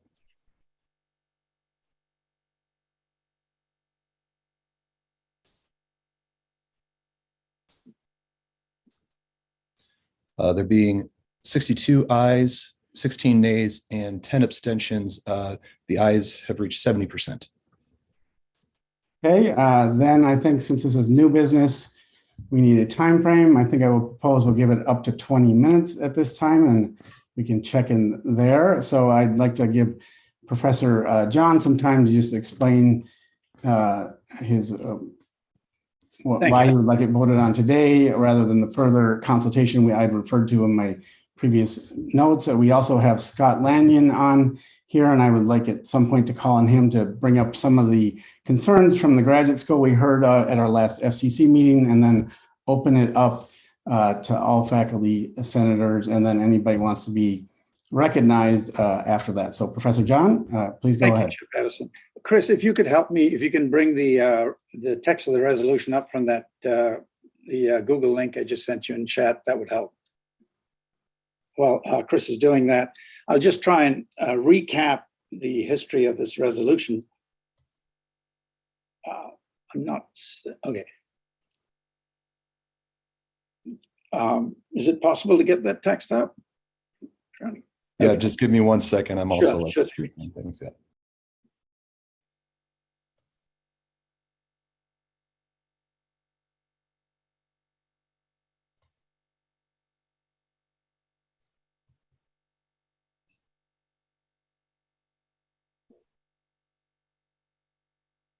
Thank you. So it's a pretty simple resolution. This started out with my own experience as a grad student, where you're given a stipend as an RA or a GA, and then the university, to this day at our university, the stipends, some part of it, about 10% of it gets clawed back in the form of mandatory fees. And the resolution simply asks the administration to devise an accounting and billing system that does not require students to have their mandatory fees clawed back. That's all. We're not asking budgets to be changed. We're not asking colleges to pick up the cost of the fees. None of that is in here. We're not mandating a particular kind of solution. As you can see how it's written, we've already acknowledged the fact that we're not the experts here. The experts are the accounting and finance folks. And we have presented this to the Financial Planning Committee. We have presented it to the Faculty Affairs Committee. Both those committees have approved it. So I'd urge my colleagues to just think about this as a resolution standing on principle that we shouldn't give somebody $1 and then claw back 10 cents. That's, to put it frankly, it's silly. So it's a simple resolution, and that's what I'd urge my colleagues to support it. Thank you, Professor John. And since FCC at our last meeting heard from the graduate school some concerns and issues about the resolution as currently worded, and we want full information to faculty senators, I'd like to call on, if he's available, Vice Provost and Dean of the Graduate School, Scott Lanyon.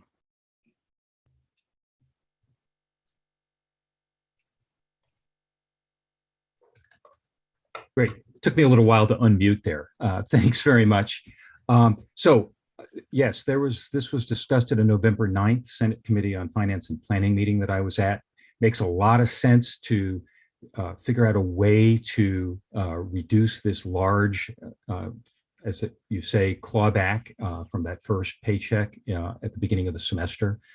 So following that meeting, as I indicated, I would start exploring that with colleges and finance offices to see how we might do it. My primary concern with the resolution as stated is the phrase that the university should do this in a manner analogous to how cost tuitions are currently handled. That seems to be really problematic. That's really my only concern with this. The principle behind this seems great, to figure out a way to reduce that burden at the start of a semester. But this particular mechanism is difficult for a variety of reasons for colleges to implement from what I've been able to determine.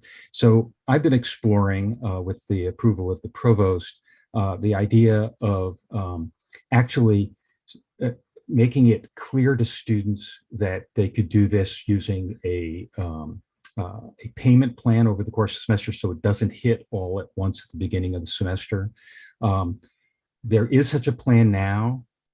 Graduate students seem to be, in many cases, unaware that that's an option. But there's also a cost to the students to doing that. It's $20 a semester to choose to do that payment plan. So we're looking at ways of actually accomplishing what is the intent of this. I think of doing this in a cost-neutral way with keeping tax implications in mind, but using this payment plan, but trying to figure out a way to eliminate the fee for these graduate assistants to be participate in that. And it's something that the Office of Student Finance has been looking into and working on. I still don't have a resolution for exactly how that might proceed. I should also say that this is following the Senate Committee on Finance and Planning. I did talk to the leadership of the Council of Graduate Students, and they actually preferred this approach, this payment plan approach, and sort of encouraged me to explore that. So that's what we've been doing. Thanks, Professor Lanyon. And I just want to add Chair's prerogative that in our FCC meeting a couple of weeks ago, 3 COGS representatives and 1 Council on International Graduate Students said they were not in favor as the resolution as presented. That's part of the reason we wanted to bring it to the University Senate, is to hear the voice of graduate students. I think we might have some graduate students with their hands raised, and they could be recognized by if a faculty senator yields time. And we really want a thorough discussion and be sure there's a solution that could actually work, rather than one that we're a little concerned that if something got passed that doesn't work, graduate students might feel like the university doesn't care about them, whereas if it's something that could work, that would be the most productive. Professor John, did you want to respond? Yes, just a couple of quick points. There's nothing in the resolutions written that prevents any of those solutions that Professor Lanyon pointed out. As the resolution has gone through the various committees, we've expanded and taken out particular solutions and left it on principle. So the reason the language it says like tuition is simply because that's an example of it being deducted at the source, nothing more, nothing less. And every single thing I heard Professor Lanyon say is perfectly within the spirit of this resolution. I would like to yield my time, if I have any left, to my co-author, Scott Petty. He can give you a little more on the grad student side of it. Sure, you could, Scott, you're up next then, thanks.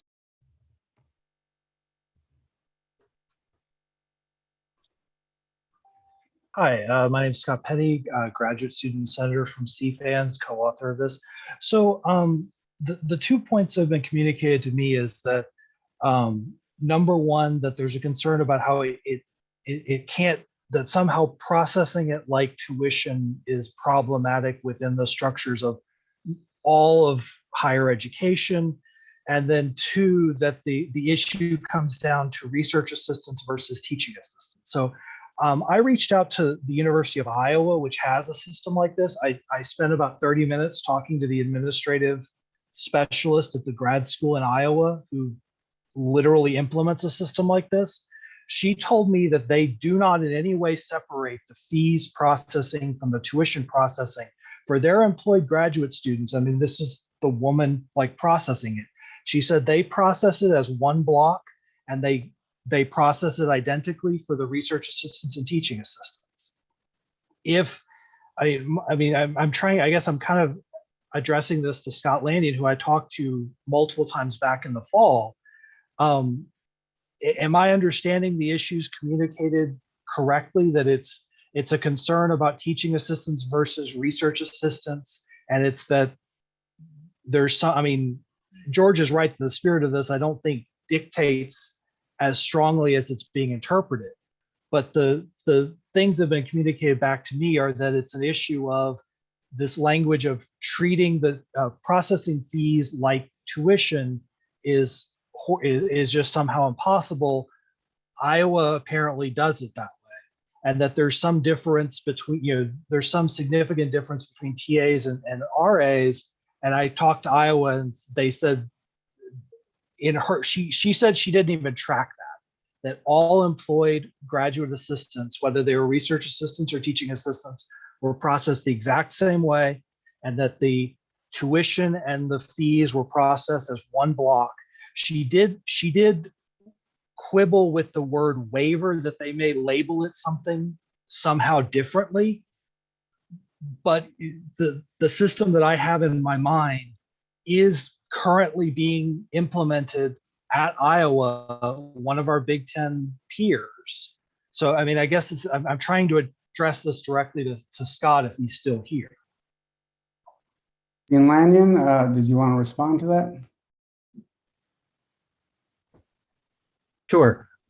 So as I understand it, the issue is concern over the granting agencies limitations on how grant funds can be used. And so if Iowa is not worried about that would concern me, but it is a concern for us. It wouldn't be a concern necessarily for all RAs. Some granting agencies would be okay with grant funds being used to fund fees, but many are not okay with that. And so that is part of the complication. And to your point, both of your points, Scott and Professor John, if the idea of doing this in the way of the tuition costs are done is not really the intent, it's just an example, yes, then I wouldn't include it in a resolution, right? It complicates things to put in specifics in a resolution, especially if we have reason to think that it might not be possible. So the concept of this is fine. It really is this issue of suggesting a specific solution. I gather you're suggesting that this just could be one.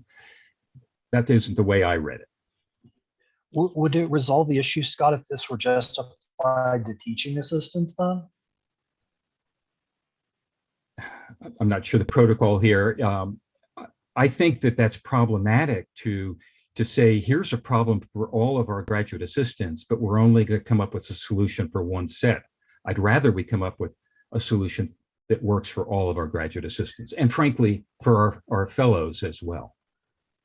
Okay, thanks for both. I think time's up there and we want to get everybody's voices in. So I see Dahia's hand raised. Please correct me on any pronunciation. Yes, that's correct. Dahia Bart Anderson, faculty senator from CEHD. And it's just a comment that I would like to make that on behalf of my faculty, we discussed this and very strong support in terms of possibly eliminating these graduate fees. Because for our department, where our students sometimes make less than $20 an hour for their graduate research assistants, ships are a low stipend, and these high fees has become very problematic for us sometimes of being able to recruit high quality graduate students. And so not just a deferment of the fees so that students paying them across the semester, but an elimination of the fees is what we really would love to see. And then I would like to yield my remaining minute to any graduate student who would like a voice. Thank you. Great. We'll see if there are any. And I just want to add in at our FCC meeting, that's what we heard from the three COGS and the SIGs representatives. They wanted additional consultations with graduate students in the room, talking about not only spreading out the fees or possibly this solution if it's workable, but to potentially eliminate them. And so that's why we want to include the graduate students' voices. Hello. I see next up, Adam Sikla. Yep. So I'm Adam Sikla, graduate student senator for the College of Biological Sciences. And first of all, I'm very strongly supportive of this resolution and hope that you vote positively for it. Ultimately, the wording is analogous, which is a recommendation, and all Senate resolutions are recommendations that can be modified in order to be as tenable as possible once they actually go through and are addressed by administration. On the other side of this, ultimately, when you're told that you're going to get a $30,000 stipend or whatever other amounts of stipend, and then it gets pulled back, that it ends up feeling like you're cheated when you receive that once, or when you receive those fees at the beginning of the semester. If the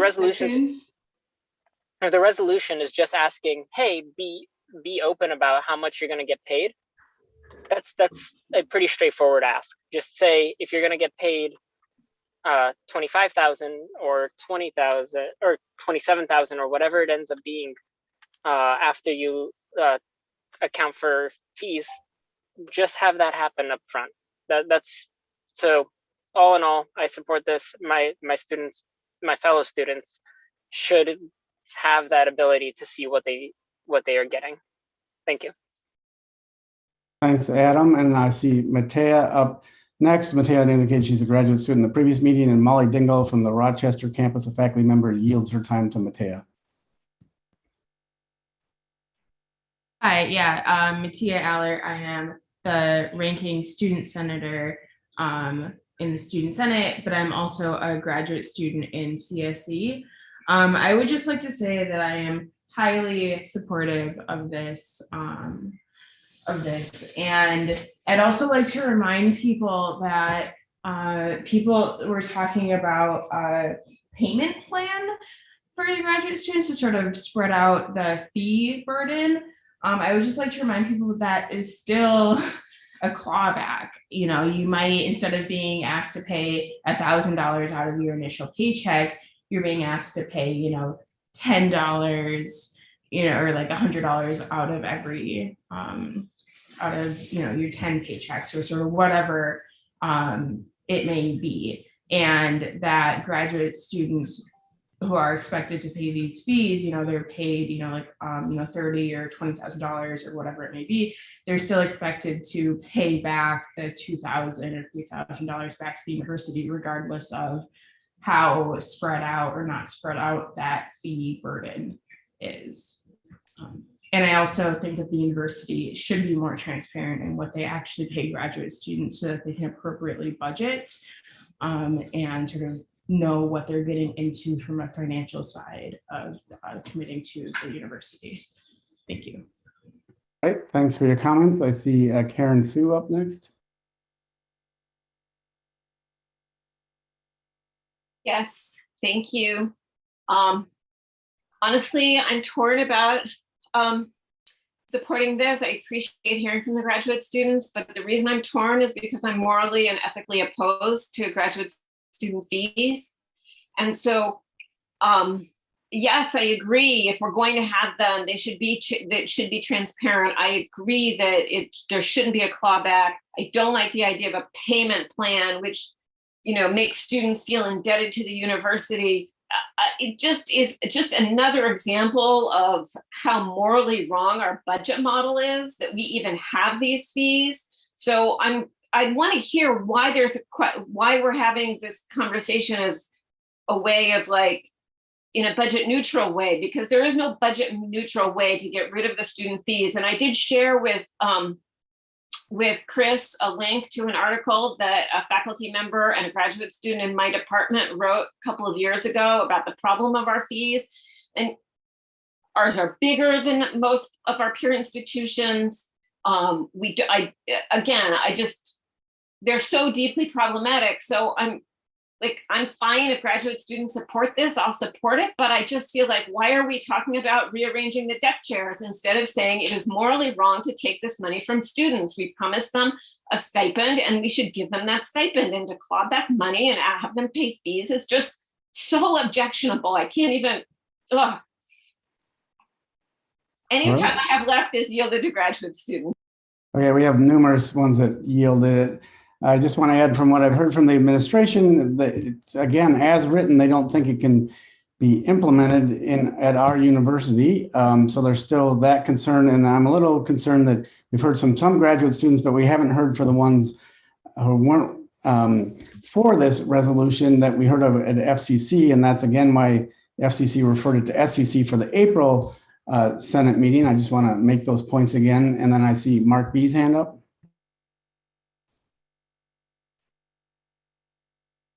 Hi, thank you, Chair Patterson.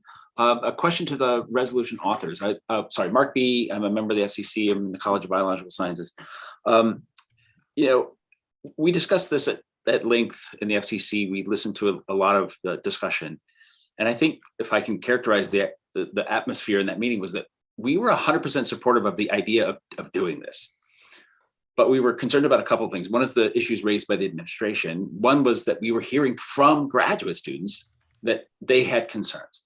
And so my question is to the authors, can you tell us about the consultation process that you had with student governance, other graduate student bodies? And if you didn't do that, can you tell us how we should, as a Senate, weigh that lack of consultation with Minnesota graduate students versus consulting an administrator at the University of Iowa? Oh, thank you. Thank you, Professor Beal. I'm going to defer to my co-author because he's a grad student himself, so he has better grasp of all the details. But just to summarize, we went through the Finance and Planning Committee twice and the Faculty Affairs Committee twice, and there's student representation at each time that we were talking to them. So I'll just let Scott give you the details beyond that. So the Council of Graduate Students has been passing resolutions about this for at least a decade. So I have a previous master's from the university. So I was here and I was involved in COGS a decade ago. There are standing resolutions from the Council of Graduate Students supporting this idea that are still standing. I spent 3 hours talking to the president of the Council of International Graduate Students about this. She told me she supported it, but she is not one of the people who was invited to the FCC. I've spent at least 2 hours talking to the speaker of the Council of Graduate Students about it. I am a former speaker of the Council of Graduate Students. Mattia is a former speaker of the Council of Graduate Students. I am a former graduate student body president. I can list for you at least 6 former graduate student body presidents that I've had conversations with about this. Council of Graduate Students discussed this among their leadership. They chose not to invite me to that. Now, some little like within baseball tensions is I am a former leader of the Council of Graduate Students. It is inappropriate for me to tell the Council of Graduate Students, you need to put me on your agenda and invite me to your meeting so that I can make my personal agenda your institutional agenda. I've talked to them privately. They knew that I would show up if they invited. They didn't invite. They had a meeting among their leaders. I know that they have had at least one meeting among their leadership to discuss it. I wasn't invited to that meeting. That's their prerogative. I'm here as a former graduate student body president. I'm here as the former speaker of the Council of Graduate Students, who's kind of the real head of the organization. Mattia, who just spoke, is also a former speaker of the Council of Graduate Students. And like I said, I personally know of resolutions passed by COGS going back at least 10 years endorsing some version of this. My impression is that there are probably resolutions going back 20 years endorsing this. I offered to go to a meeting of the Council of International Graduate Students. Initially, they declined to invite me, and then they gave me an invitation on like 3 hours notice when I couldn't go. I will point out neither George nor I were at the Faculty Consultative Committee meeting when Scott Lanyon came, when there apparently was this discussion. I can't speak to what was or wasn't said in that meeting. I mean, one of the things I was told was that I should go to the Student Senate Consultative Committee to consult with students. I am the only graduate student who regularly attends those meetings. So I was essentially told to go and consult myself, or perhaps I was being told to go and consult with the undergrads. Mattia and Adam and I are the graduate students who are in the University Senate. There are maybe 2 or 3 more graduate students. Graduate students don't actually have a lot of representation in the University Senate. You have a majority of the members of the University Senate who are graduate students who are here, and I believe we are unanimous in supporting this. Sorry if that probably went over my time, but I feel like there's been a lot of consultation, not just this year, but going back years and years and years. Okay, thank you.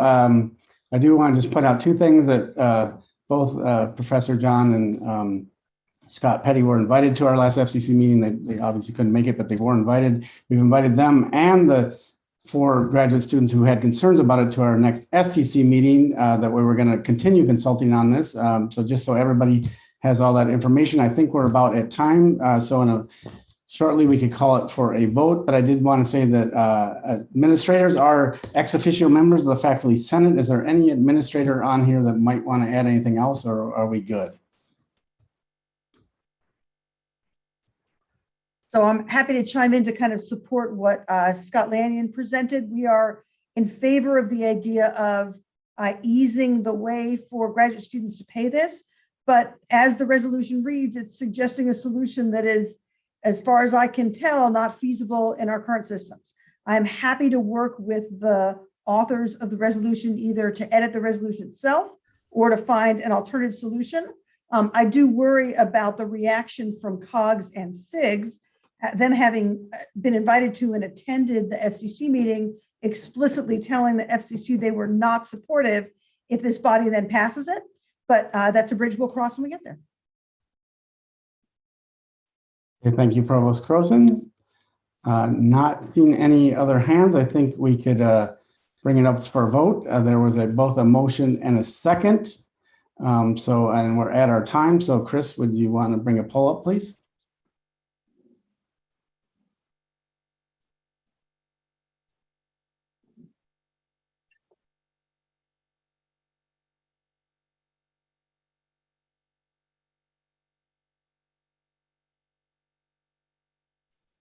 We'll give about 10 more seconds if you wish to vote.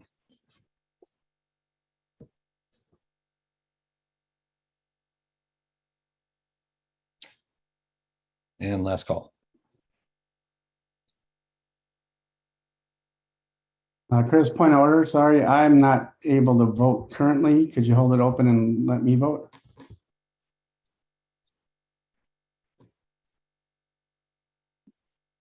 Yes. If you have to take if you want to audibly say your vote, I can add that to it. Yeah, I'd like to officially go on the record. I'm very supportive of the whole thing, but I don't think as written, so I vote nay. Okay. Last chance. Closing the poll. There being 33 ayes and 32 nays, 20 abstentions, the motion prevails. All right, then. Thanks for the detailed discussion. The motion prevails. That's the end of all of our business. I didn't hear any other new business. I would take a motion for adjournment.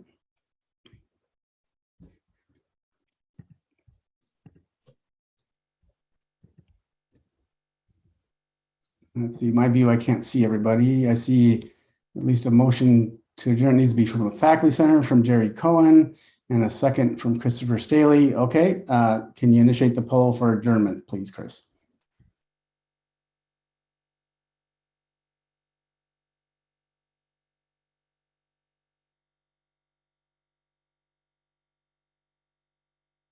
About 10 more seconds if you wish to vote.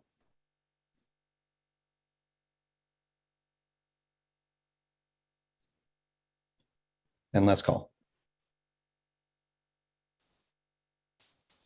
There being 79 ayes, 0 nays, and 1 abstention, that motion prevails.